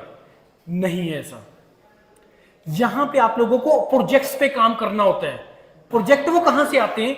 वो प्रोजेक्ट होते हैं इंडस्ट्री के, वो इंडस्ट्री के प्रोजेक्ट होते हैं। प्रोजेक्ट मतलब इंडस्ट्री की प्रॉब्लम होती है, वो उस प्रॉब्लम का सॉल्यूशन देना होता है। अब मेरे को अगर सपोज कोई प्रॉब्लम ऐसी स्ट्रक्चर से रिलेटेड है या वाटर रिसोर्स से रिलेटेड है या सॉइल से रिलेटेड है, तो मेरे को उसका स्पेशलाइज्ड पर्सन चाहिए, उस इंडस्ट्री का स्पेशलाइज्ड पर्सन चाहिए कि नहीं चाहिए? यस चाहिए। अब उसके स्पेशलाइज्ड पर्सन कहां बैठे हैं? इंडस्ट्रीज में बैठे हैं? नहीं, आईआईटीज में बैठे हैं professors. Professors are the best resource, जो एक्सपर्ट हैं डोमेन के। इंडस्ट्री डीएलएफ के पास होगा, पुंजलॉइड के पास होगा? नहीं, उनके पास थोड़ा ना एक्सपर्ट है, सॉइल का एक्सपर्ट या फाउंडेशन इंजीनियरिंग का एक्सपर्ट नहीं, वो आईआईटीज में प्रोफेसर्स हैं। तो वो क्या करती है इंडस्ट्रीज? उस प्रोफेसर के पास जाती है कि हम ऐसी जगह पे, हिमाचल में एक ऐसी जगह पे हम लोग एक ब्रिज बना रहे हैं, लेकिन वहां पे जो सॉइल की जो प्रॉपर्टीज है वो ये है और हमें यहाँ पे एक पिलर बनाना है, हमें बताइए किस तरीके से होगा। ये प्रॉब्लम है, ये क्या है? प्रॉब्लम है। यार तुम्हारा ही कॉलेज है, तुम बाहर देखी जा रही हो, पता नहीं क्या है बाहर। आ रही है बात समझ में? अब मेरे को बताओ इसका सॉल्यूशन कौन देगा, इसका एक्सपेरिमेंटेशन लगा लीजिए, कुछ भी लगा लीजिए, कहां से मिलेगा, वो इंडस्ट्री में नहीं होगा, उसका सॉल्यूशन प्रोफेसर देगा। आपको पता है कि जब भी अब जैसे हम देख रहे थे, ये अभी बीच में ये जो कुमार हट्टी आता है उसको भी शॉर्टन करने के लिए वहां पे वो बना रहे हैं, अपना ओवरब्रिज बनने का वो हो रहा है, बहुत लंबे लंबे पिलर्स बन रहे हैं वहां पे। तो आपको क्या लगता है वो डायरेक्टली आए और खोदना स्टार्ट कर दिया और बनाना स्टार्ट कर दिया? नहीं, सर्वे होता है पहले, पूरा एनालिसिस होता है सॉइल का, बाकी सारी चीजों का, प्रॉब्लम्स भी आती है, सॉल्यूशन कौन देता है? आईटी का प्रोफेसर। अब आईटी के प्रोफेसर को वो कंपनी जाएगी कि भाई ये प्रॉब्लम है, आपके पास 1 साल का टाइम है, ये पकड़ो 5 करोड़ रुपए। अब वो 5 करोड़ कहां जाएंगे? प्रोफेसर के पास नहीं, वो 5 करोड़ जाएंगे एमएचआरडी के पास, जहां से एमएचआरडी से आपको ये स्टाइपेंड मिलता है। अब वो प्रोफेसर क्या करता है? प्रोफेसर खुद तो करेगा नहीं क्योंकि उसके पास टाइम नहीं है, ऐसे पता नहीं कितने प्रोजेक्ट्स हैं, लेकिन वो गाइड कर सकता है, हजारों बच्चों को वो गाइड कर सकता है क्योंकि उसके पास वो स्ट्रेंथ है, उसकी वो स्ट्रेंथ है, गाइड कर सकता है और उसके पास नॉलेज है। तो वो बच्चों को गाइड करता है। किन बच्चों को गाइड करता है? जो उसके पास मास्टर्स के लिए आ रहे हैं या पीएचडी के लिए आ रहे हैं। अब इससे पर्पस सॉल्व हो रहा है। किसका पर्पस सॉल्व हो रहा है? बच्चे का पर्पस सॉल्व हो रहा है। जो स्टूडेंट वहां पे मास्टर या पीएचडी करने गया उसका पर्पस सॉल्व हो रहा है इससे? यस हो रहा है। कैसे? उसको डिग्री मिल रहा है, उसके सर्टिफिकेट में आ रहा है कि उसने इस प्रोजेक्ट पे काम किया। उस प्रोफेसर का पर्पस सॉल्व हो रहा है, प्रोफेसर को फायदा हो रहा है इसका? यस हो रहा है। कैसे हो रहा है? उसके रिज्यूमे पे आ जाएगा, एक और प्रोजेक्ट मैंने सॉल्व किया। उस आईटी को फायदा हो रहा है? यस हो रहा है। कैसे हो रहा है? एक परसेंटेज ऑफ 5 करोड़ में से उस आईटी को भी जाएगा, प्रोफेसर को भी जाएगा। उस इंडस्ट्री को फायदा हुआ, इंडस्ट्री को फायदा हुआ, यस हुआ। क्या? क्योंकि उसका सोल्यूशन मिल गया। अल्टीमेट फायदा किसका हुआ? सोसाइटी का फायदा हुआ, ब्रिज बन जाएगा, टाइम सेव हो जाएगा, चाहे 15 मिनट का हो। अल्टीमेट फायदा किसका हुआ? हर किसी का फायदा हुआ। ऐसे मॉडल जिसमें हर किसी का फायदा हो, ऐसे मॉडल को बोलते हैं सस्टेनेबल मॉडल, जिसमें हर किसी का फायदा होना जरूरी है। But the trouble in India is, आपने बहुत सारे ऐसे स्टार्टअप सुने होंगे जो एकदम से आए, एकदम से गायब हो गए। वो ऐसे मॉडल होते हैं जो सस्टेनेबल नहीं होते हैं, जिसमें वो सिर्फ अपना फायदा लेके चलते हैं। जिंदगी में कभी अपना फायदा मत लेके चलना, फेल है मॉडल वो। अगर तुम अपना बिजनेस भी लेके चल रहे हो, कोई भी आप प्लान कर रहे हो लॉन्ग रन में, तो ऐसा मॉडल बनाना जिसमें हर किसी का फायदा हो। अगर तुम हर किसी का फायदा नहीं देखोगे, फेल है सिस्टम वो। समझ में आ गया? ये पैसा आपको क्यों दिया जा रहा है और कहां से दिया जा रहा है? इसमें पैसा क्यों ज्यादा मिल रहा है? क्योंकि बड़े प्रोजेक्ट्स हैं, लंबे प्रोजेक्ट्स हैं। क्योंकि यहां पे आपको 5 साल के लिए रहना है, यहां पे आपको 2 साल के लिए रहना है या 3 साल के लिए। आगे की बात समझ में? और हायर स्टडीज एक ऐसी डोमेन है which is the best thing, जो आप अपनी पूरी लाइफ में याद करोगे। मास्टर्स को पूरी लाइफ का सबसे बेस्ट फेज होगा तुम्हारा masters. But target only ITs, triple ITs, NITs. NITs भी कौन सी? सदन की एनआईटी, सूरतकल, कैलीकट, राउरकेला, इनको टारगेट करना है, वारंगल, इनको टारगेट करना है, तभी फायदा होगा, अदरवाइज कोई फायदा नहीं होगा। मैं अभी बता रहा हूं तुम्हें। एनआईटी हमीरपुर से एमटेक करने का फायदा होगा? नहीं।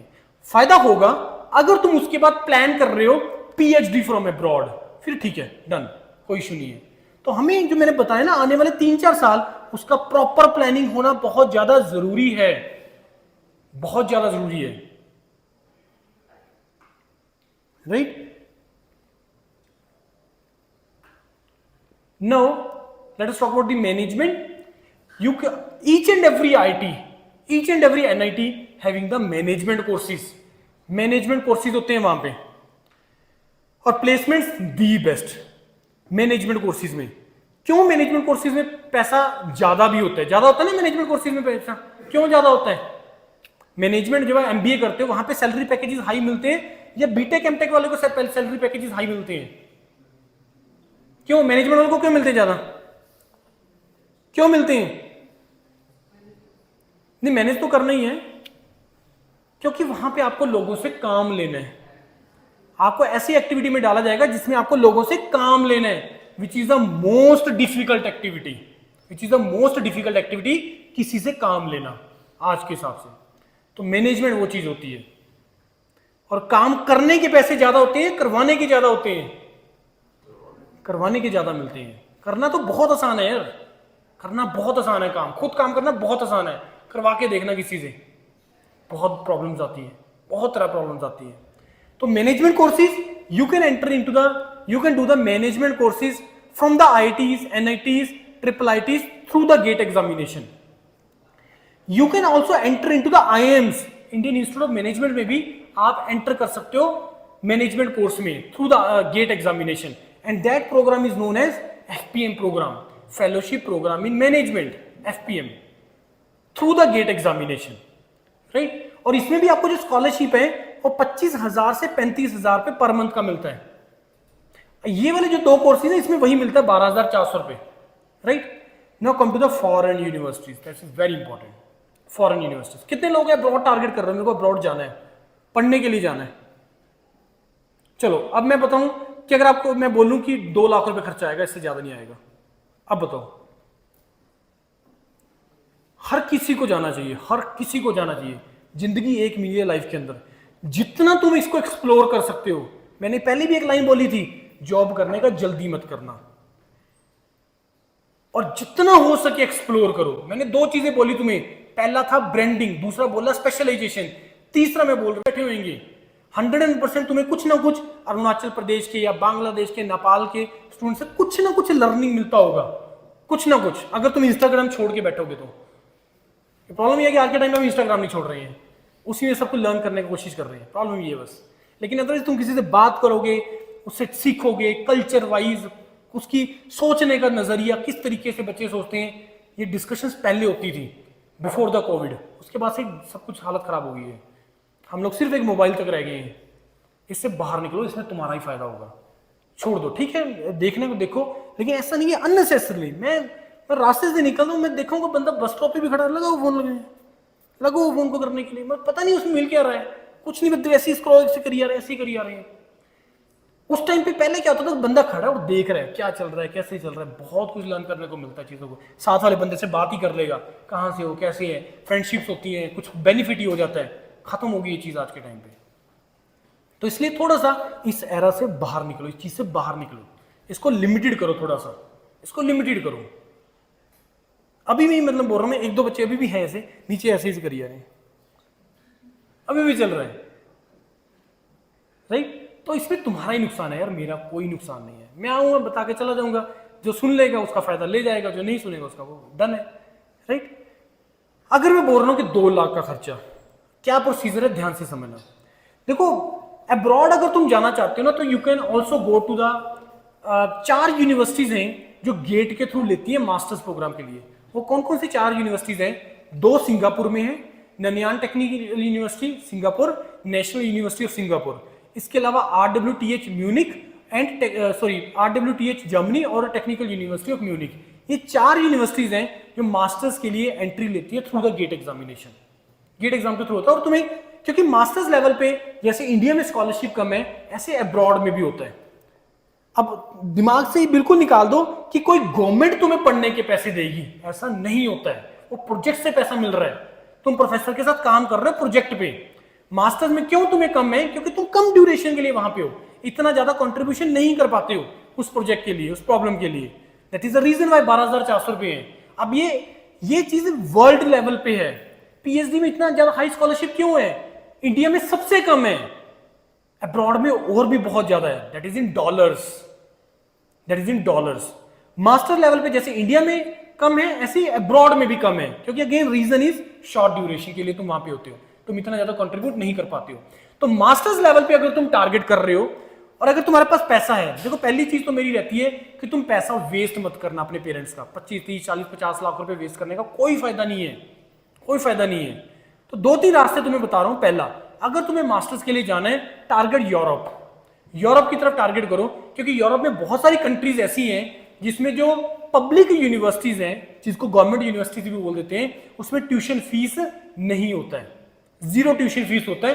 तुम्हारा सिर्फ रहने खाने पीने का खर्चा होता है, और वो रहने खाने पीने का खर्चा 12 से 15 लाख होता है, जिसको तुम एक्स्ट्रा वर्क करके भी पूरा कर सकते हो. So if you are targeting masters abroad, either these 4 universities या यूरोप, जिसमें तुम्हारा खर्चा बहुत ही ज्यादा कम आएगा. पहला पॉइंट. दूसरा is do masters from India and go to the PhD abroad, जिसमें तुम्हारा जो स्कॉलरशिप जो इंडिया में 38,000 मिल रहा है, वहां पे $2,500 से लेके $4,500 पर मंथ का होता है. पर मंथ का। और ये जो पीएचडी होती है ये जॉब होती है। बहुत सारी कंट्रीज को पीएचडी नहीं लिखती, इसको जॉब लिखती है। 2500 से लेके 4500 रुपए US dollar per month scholarship. तुम्हें 5 दिन जॉब करनी है और उसी टाइम के अंदर करनी है, 9 से लेके 5, जो भी उस यूनिवर्सिटी का टाइमिंग है, और कोई फालतू का लेबर वर्क नहीं करना। और अगर मैं मिनिमम 2500 लेके चल रहा हूं तो तुम्हारा खर्चा $1500 है। $1500, $1000 तुम्हारा सेव हो रहा है। 800 लगा लो, सेव हो रहा है। और पीएचडी के लिए तुम अगर जा रहे हो बाहर तो तुम्हें कोई फंड दिखाने की जरूरत नहीं है, कोई पैसा दिखाने की जरूरत नहीं है। और मैक्सिमम खर्चा एयर टिकट मिला के 2 लाख रुपए है, 2 लाख रुपए। लेकिन इसके लिए चाहिए क्या? 2 चीजें। पहला, तुम्हारा एकेडमिक्स अच्छा चाहिए। एकेडमिक्स मतलब तुम्हारी सीजीपीए। दूसरा, तुम जो बीटेक या मास्टर्स में जो प्रोजेक्ट करते हो वो अच्छे होने चाहिए। देखो, अब मैं बात कर रहा हूं प्रोफेसर के पास प्रोजेक्ट है। अब उस प्रोफेसर को जो प्रोजेक्टिंग में जो पर्सन फाइनल करने हैं, जो स्टूडेंट फाइनल करने हैं, वो यूनिवर्सिटी नहीं करके देता है, वो प्रोफेसर खुद करता है।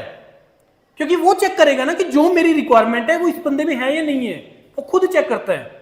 ध्यान से समझना सिस्टम कैसे चल रहा है। बात आ रही कि नहीं आ रही समझे?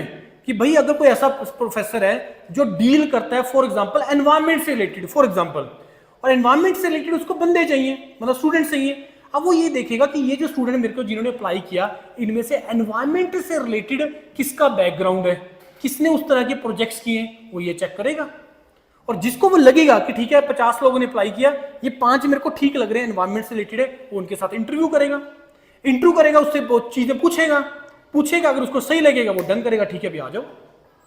अब जब तुम आ जाओ उसने बोल दिया तो यूनिवर्सिटी में एडमिशन कोई प्रॉब्लम नहीं, क्योंकि प्रोफेसर ने यस बोला है। नीड किसकी है? यूनिवर्सिटी की नहीं है एडमिशन की, प्रोफेसर की है। दूसरा, वीजा कोई ट्रबल नहीं है, क्योंकि जब तुम जा रहे हो अब्रॉड, तुम वीजा के पास जा रहे हो, जब वीजा इंटरव्यू के लिए वो पूछ रहे हैं क्या करने जा रहे हो। सर मैं इस प्रोफेसर के अंडर इस प्रोजेक्ट के लिए जा रहा हूं, जिसके लिए मेरे को $3000 स्कॉलरशिप भी मिल रहा है, स्टाइपेंड भी मिल रहा है, डन। क्यों? क्योंकि तुम पर्पस से जा रहे हो, तुम गलत तरीके से नहीं जा रहे हो। जिस तरीके से एजेंट्स वगैरह ने गंद डाला हुआ है, मत जाया करो इनके पास। कोई रिक्वायरमेंट नहीं है, घर बैठे तुम अपना वीजा लगवा सकते हो। प्रोसीजर, सबसे पहले प्रोफेसर की यस। प्रोफेसर यस तब बोलेगा अगर उनको लगेगा कि यस ये मेरे मतलब का बंदा है।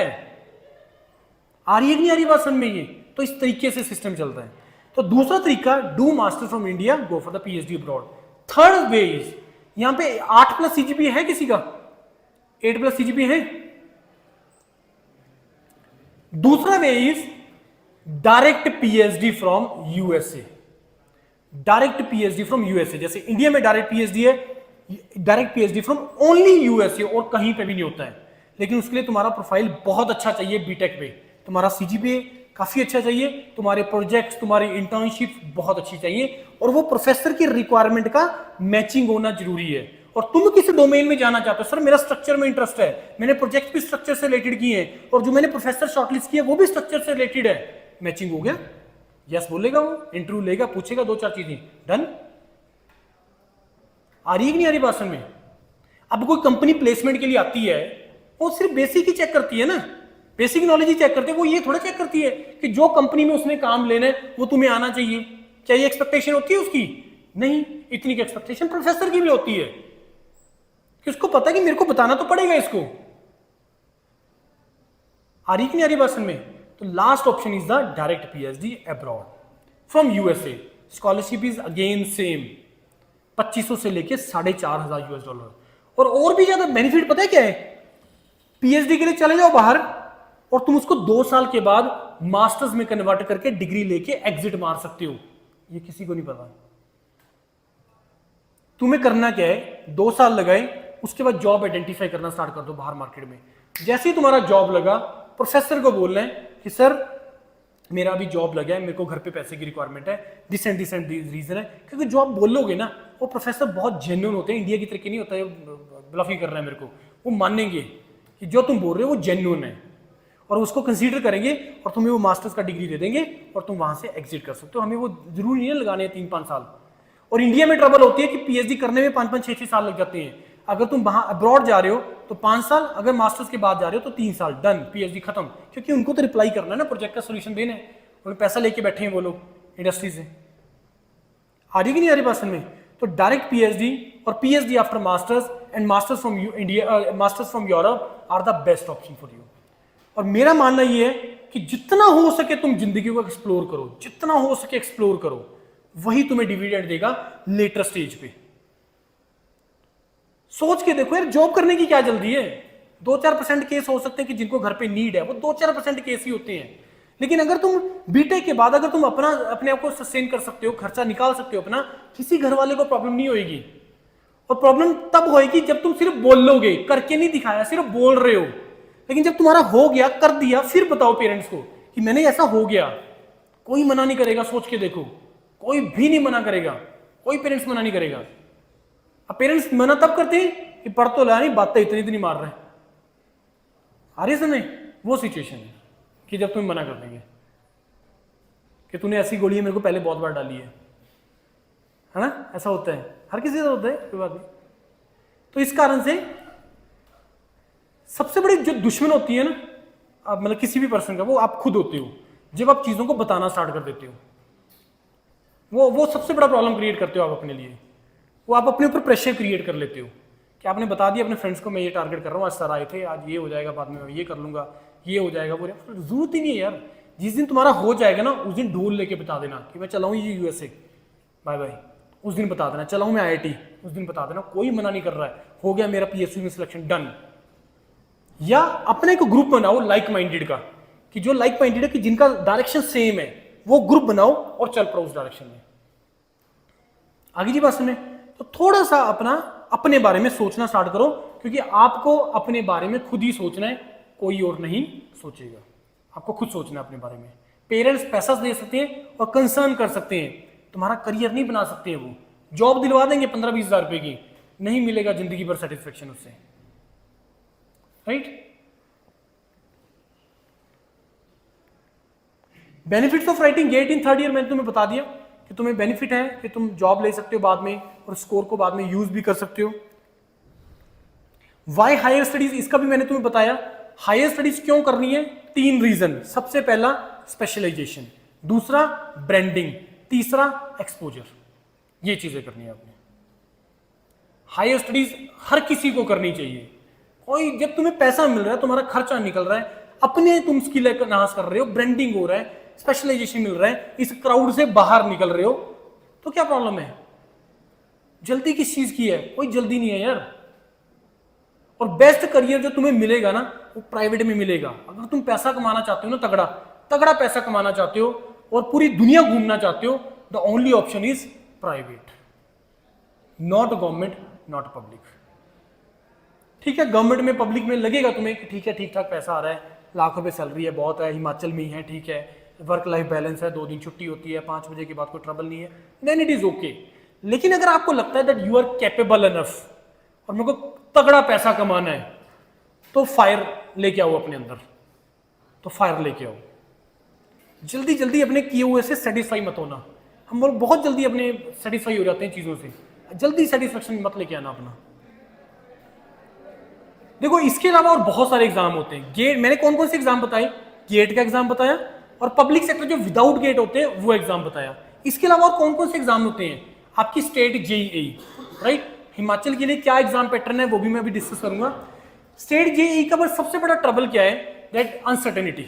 कब होगा, कब आएगा वैकेंसी, कितना आएगा, मेरा निकलेगा नहीं निकलेगा, मेरा प्रोफेशन का लेवल कितना का है, वो अनसर्टेनिटी है।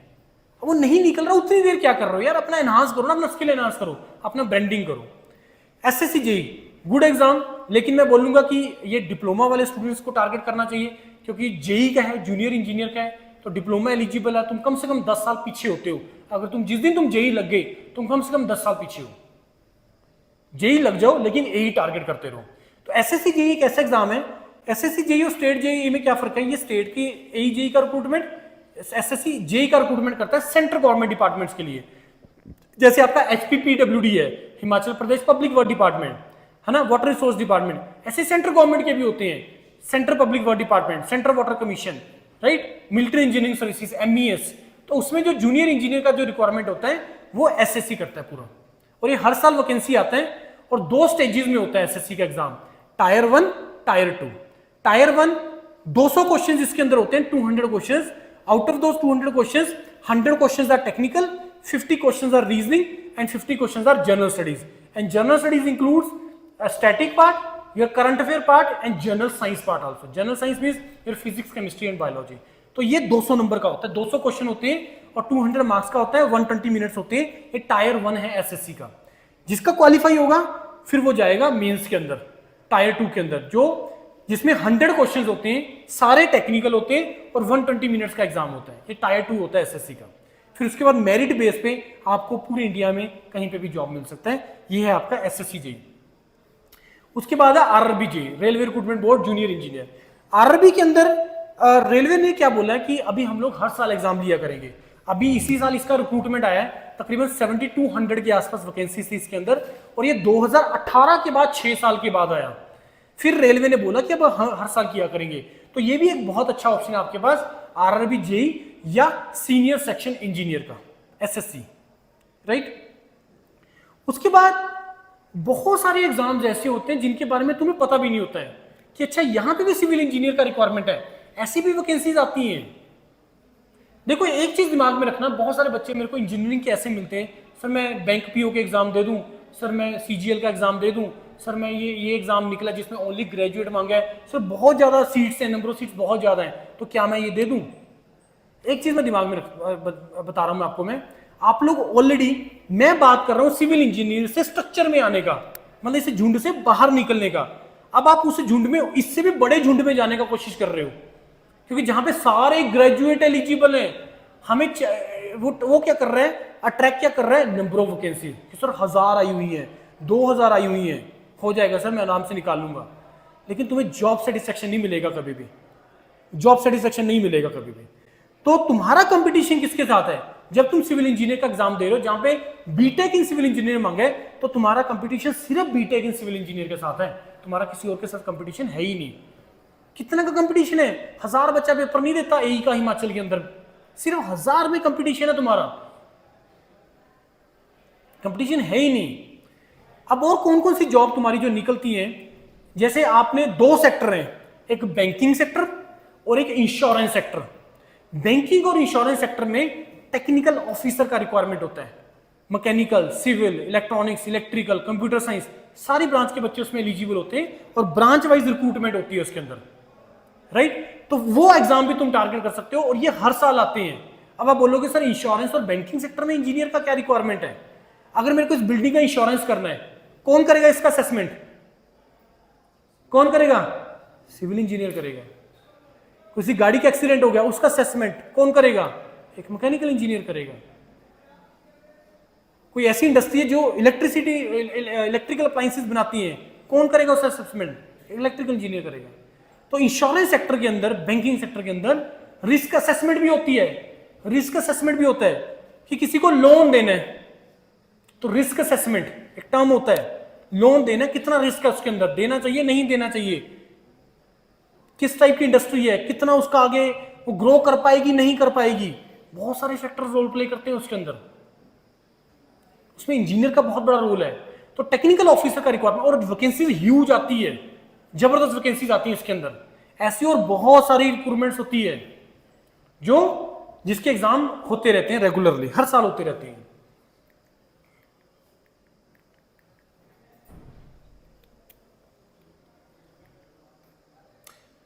हिमाचल प्रदेश का एई जेई का पैटर्न, हिमाचल में पहले जो एई का एग्जाम करवाता था वो Himachal Pradesh public service commission करवाता था, और जेई का जो एग्जाम करवाता था कौन करवाता था?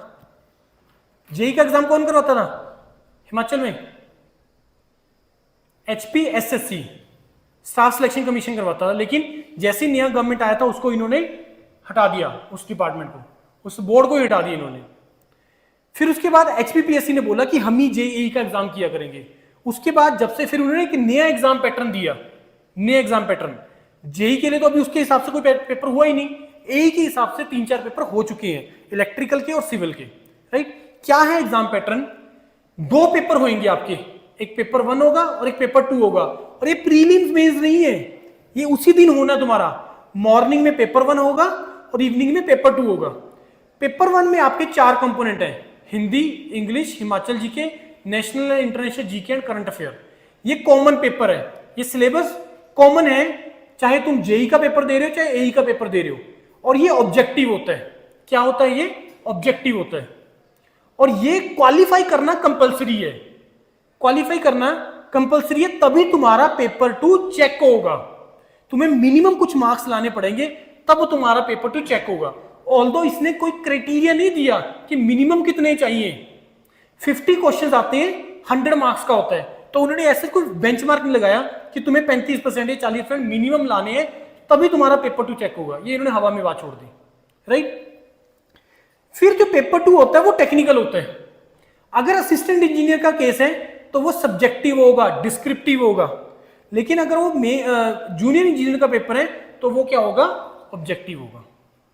क्या होगा? वो ऑब्जेक्टिव होगा, राइट। प्रिपरेशन स्ट्रेटेजी, देखो कोई भी एग्जाम तुम टारगेट ले रहे हो, चाहे तुम गेट का एग्जाम टारगेट ले रहे हो, चाहे जेई का एग्जाम टारगेट ले रहे हो, एसएससी जेई टारगेट कर रहे हो, आरआरबी जेई टारगेट कर रहे हो, एसजेवीएनएल टारगेट कर रहे हो, कोई भी एग्जाम जब तुम टारगेट कर रहे हो ना, तो उससे पहले उसका एनालिसिस करना जरूरी है कि एग्जाम की रिक्वायरमेंट क्या है। जैसे मैंने तुम्हें बोला कि गेट में out of 65 questions 65 question numerical आते हैं। एसएससी जेई के अंदर 200 क्वेश्चन के पीछे 120 मिनट का टाइम है, और जेईई एग्जाम में 60 to 70% क्वेश्चन थ्योरेटिकल आते हैं। तो ये एनालिसिस करना बहुत ज्यादा जरूरी है, क्योंकि अगर तुम ये एनालिसिस सही से नहीं करोगे तो तुम प्रिपरेशन को सही तरीके से नहीं कर पाओगे। रिक्वायरमेंट है थ्योरेटिकल क्वेश्चन करने का, तुम लगे हुए न्यूमेरिकल करने के लिए। आ रही कि नहीं आ रही बात समझ में? तो कहने का मतलब ये है कि जब तुम्हें कोई भी एग्जाम टारगेट करना है, सबसे पहले उसका क्या करना है? एनालिसिस करना जरूरी है। और एनालिसिस करने का जो बेस्ट वे है क्या होता है? That is the previous year questions. जो एनालिसिस होता है वो हमेशा प्रीवियस ईयर क्वेश्चन से होता है। एसएससी जेईई की तैयारी करनी स्टार्ट कर दी, कैसे करोगे एनालिसिस? एसएससी के प्रीवियस ईयर क्वेश्चन देखो। आपने हिमाचल का किया, 2 भी सब्जेक्टिव पेपर, उसका एनालिसिस करो, कहां से पूछ रहा है, किस टाइप के क्वेश्चन पूछ रहा है। गेट का करने लगे हो तो गेट का प्रीवियस ईयर उठा के देखो, उसको एनालिसिस करो ढंग से, अच्छे तरीके से। आ रही कि नहीं आ रही बात में? तो कहने का मतलब ये है कि जब तुम कोई भी एग्जाम टारगेट करो तो सबसे पहले उसका एनालिसिस करो, उसका प्रीवियस ईयर क्वेश्चन देखो, और फिर उस हिसाब से पढ़ना स्टार्ट करो। उस हिसाब से पढ़ना स्टार्ट करो, उसी हिसाब से अपने क्वेश्चन प्रैक्टिस करो। रेलेवेंट क्वेश्चंस प्रैक्टिस करने हैं। गेट के लिए कर रहे हो तो ओनली न्यूमेरिकल प्रैक्टिस करो, जेई के लिए कर रहे हो तो थ्योरेटिकल क्वेश्चन को प्रैक्टिस करो, विद न्यूमेरिकल भी करो। अच्छा, जितने भी जेईई एग्जाम्स होते हैं ये पब्लिक सेक्टर विदाउट गेट लेते हैं, उसमें कैलकुलेटर नहीं होता, गेट के अंदर वर्चुअल कैलकुलेटर होता है। तो अगर कोई क्वेश्चन ऐसा आ गया, तुम प्रैक्टिस कर रहे हो जेई के लिए या एई के लिए, ऐसा क्वेश्चन आ गया जहां पे कैलकुलेशन बिना कैलकुलेटर के हो ही नहीं सकती है, तो आएगा नहीं क्वेश्चन। वो आ रही कि नहीं बात में? तो ऐसे क्वेश्चन जो विदाउट कैलकुलेटर होते हैं वो रिक्वायरमेंट होती है जेईई का थ्योरेटिकल की, तो एनालिसिस ढंग से करना जरूरी होता है। और सबसे इंपॉर्टेंट फैक्टर जो मैंने लास्ट में लिखा है, यूटिलाइज इंटर्नशिप पीरियड। आपका 8 सेमेस्टर में इंटर्नशिप होता है ना, पूरे 6 मंथ्स का, वेस्ट करते हो पूरा दबा के उसको यूटिलाइज करो। मैं ये नहीं बोल रहा कि उसमें टोटली तुम प्रिपरेशन करो और ट्रेनिंग मत करो, ऐसा नहीं करना है। क्योंकि जब तुम कहीं पे भी इंटरव्यू होगा तो तुमसे वो इंटर्नशिप के बारे में पूछेगा, आपके प्रोजेक्ट के बारे में पूछेगा। लेकिन स्ट्रेटेजी इस हिसाब से बनाओ, प्लान इस हिसाब से करो कि पूरा हफ्ता ना जाके मैं एक दिन गया और एक दिन में मैंने पूरे वीक का लर्निंग कर लिया, और बाकी जो 6 दिन बचे मैंने उसको यूटिलाइज किया ढंग से प्रिपरेशन करने में। चाहे तुम सेल्फ स्टडी कर रहे हो, चाहे तुम कोचिंग कर रहे हो, जो भी कर रहे हो, तो इस 6 महीने को वेस्ट मत करना। रीजन, क्योंकि तुम मेरे पास, अगर मैं बोलूं कि सर, अगर मेरे से तुम क्वेश्चन पूछो कि सर गेट की तैयारी करने को कितना टाइम लगता है या जेईई तैयारी करने को कितना टाइम लगता है, मैं बोलूंगा 8 से 10 महीने। लेकिन तुम जेईई या गेट का एग्जाम दे सकते हो 8 सेमेस्टर में फॉर एग्जांपल, या तुमने टारगेट किया मेरे को अगले साल देना है, तो 10 महीने में तुमने 5 महीने वो यूटिलाइज कर लिए जब तुम पास आउट हुए ही नहीं, मतलब तुम एलिजिबल हुए ही नहीं पेपर देने के लिए, लेकिन तुमने उसको ढंग से यूटिलाइज कर लिया। तो ये जो 6 महीने हैं या 5 महीने तुम्हारे पास हैं, उसको प्रॉपर यूटिलाइज करो। बहुत बच्चा मेरे पास जनवरी में आता है, चंडीगढ़ आते हैं, प्रिपरेशन करते हैं, वहीं पे ट्रेनिंग लगवाते हैं। एक दिन जाएंगे ट्रेनिंग में, जिस दिन हमारा एक दिन का ऑफ होता है, बाकी 6 दिन ढंग से तैयारी करते हैं बैठ के वो, और इन एडवांस प्रिपरेशन कर लेते हैं। जैसे मैंने शुरू में तुम्हें बोला कि मान लो तुम 25 में पास आउट हुए, 25 में पास आउट हो, इमीडिएटली एग्जाम आ गया और तुम्हें 4 महीने का टाइम मिला, 4 महीने में तैयारी हो जाएगा? नहीं। लेकिन सोचो जो पीछे 4 साल का बच्चा जो तैयारी करके बैठा है वो रेडी है उस एग्जाम के लिए। यही चीज तुम्हें भी करनी है, अपने आप को एडवांस में प्रिपेयर करना है। आ रही कि नहीं आ रही बात समझ में? तो इस तरीके से करना है आपको काम अपना।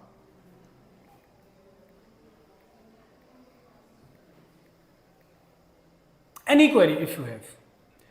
सी we are based in Chandigarh, हम लोग सेक्टर 34 में है चंडीगढ़ में, तो आप वहाँ पे हम लोग प्रिपरेशन करवाते हैं, गेट जेईई वगैरह का, पब्लिक सेक्टर वगैरह का सारा प्रिपरेशन हम लोग करवाते हैं। बहुत बच्चा आता भी है इधर उधर से, पूरे हिमाचल से बच्चा यहीं पे आके बैठता है।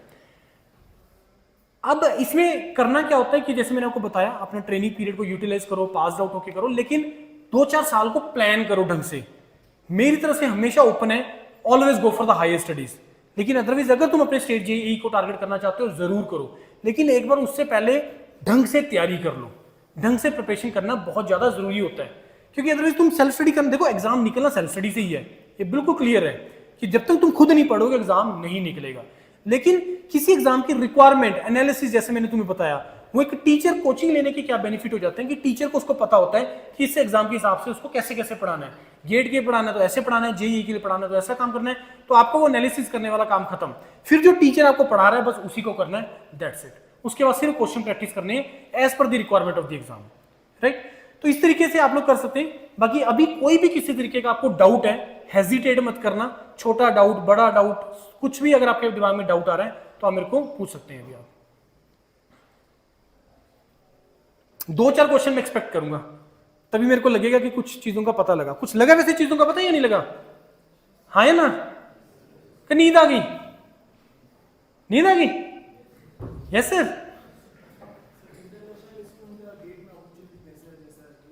किसका?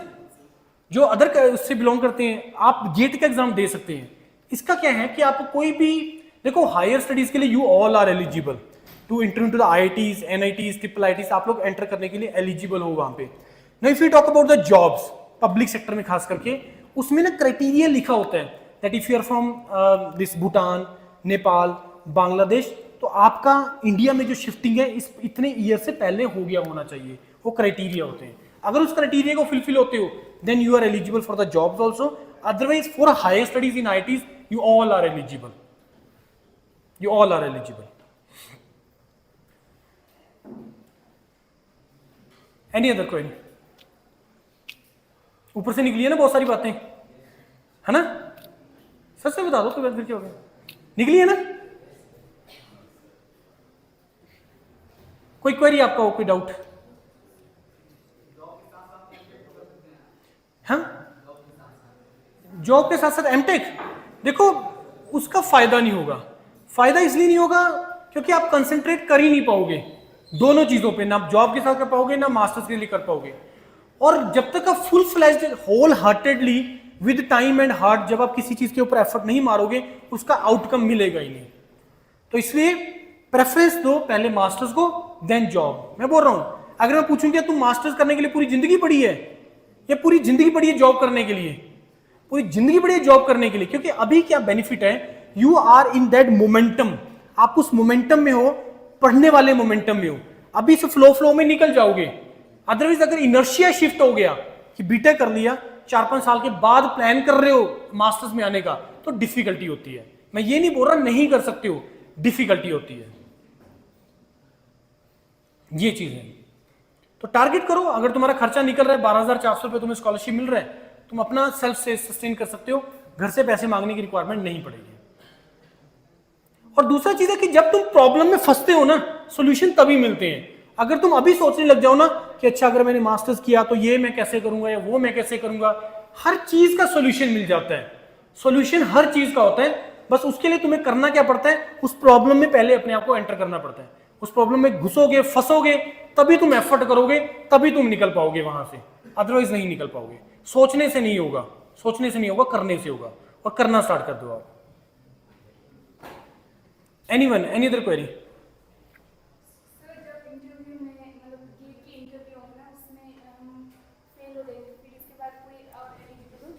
अब मैं बताता हूं, ये बहुत अच्छा क्वेश्चन है इंटरव्यू का।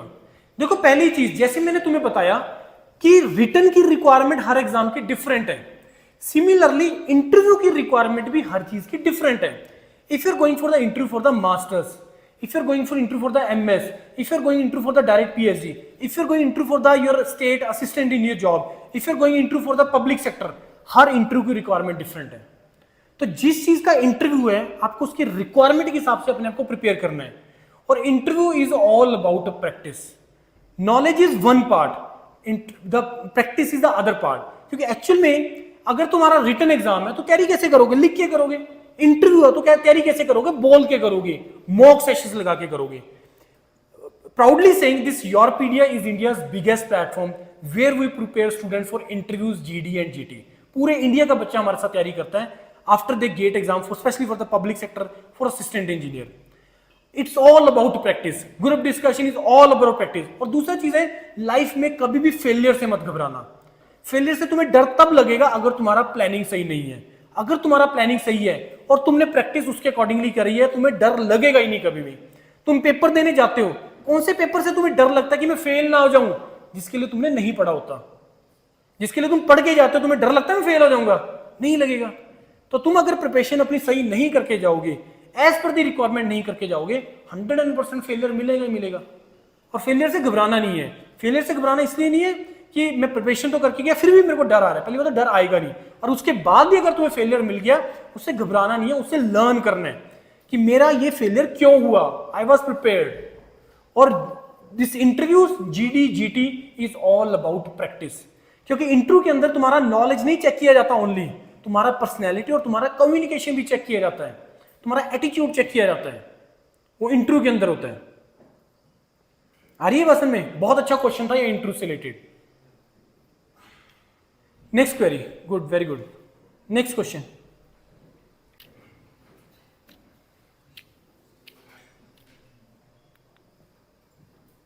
Next query. वेट कर रहे हो कि कब छोड़ेंगे सर? हाँ, ये कौन बोल रहा है? धीरे से बोल देते हैं सर।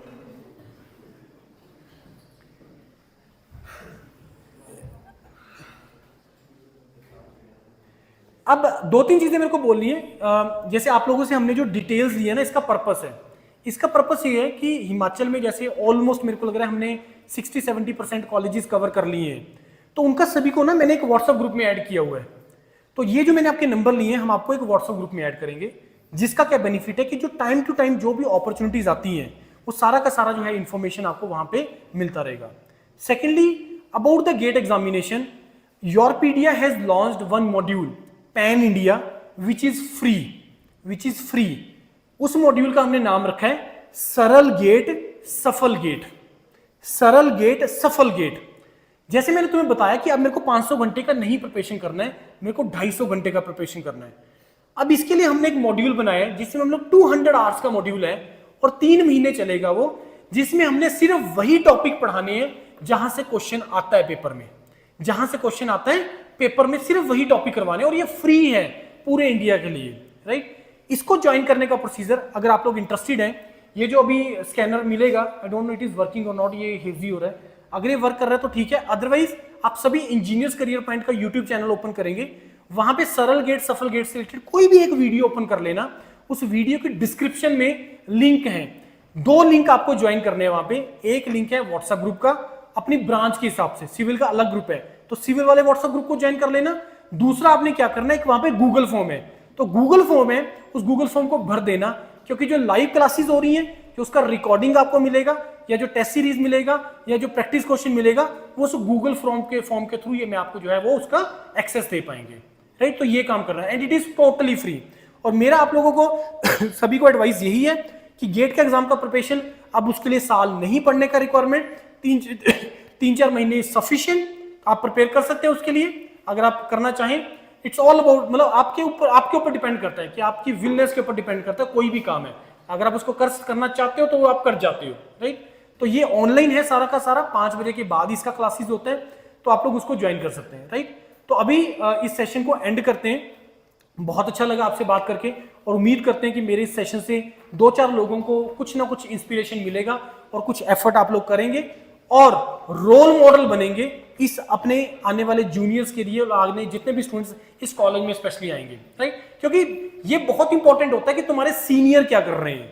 जैसे अगर मैं आप लोगों से पूछूं कि आपके सीनियर क्या कर रहे हैं, मे भी क्वेश्चन का आंसर ना हो आप लोगों के पास, क्योंकि एक तो हम इंस्टा से बाहर नहीं निकले हैं और हम लोग अब इंटरेक्शन रखते ही नहीं किसी के साथ। तो जब आपके किसी कॉलेज में या जहां से भी आप कुछ कर रहे हो, तो वहां के सीनियर वहां पे क्या कर रहे हैं ना, उसका बहुत बड़ा रोल होता है।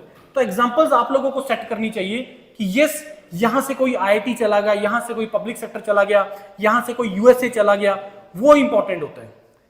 ठीक है जी, thank you and all the best to all of you.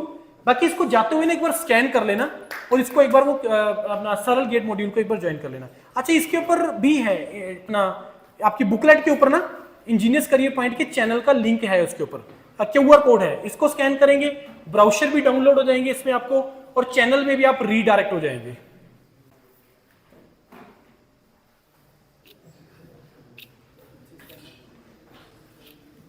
ठीक है जी, चलो ठीक है, thank you and all the best to all of you.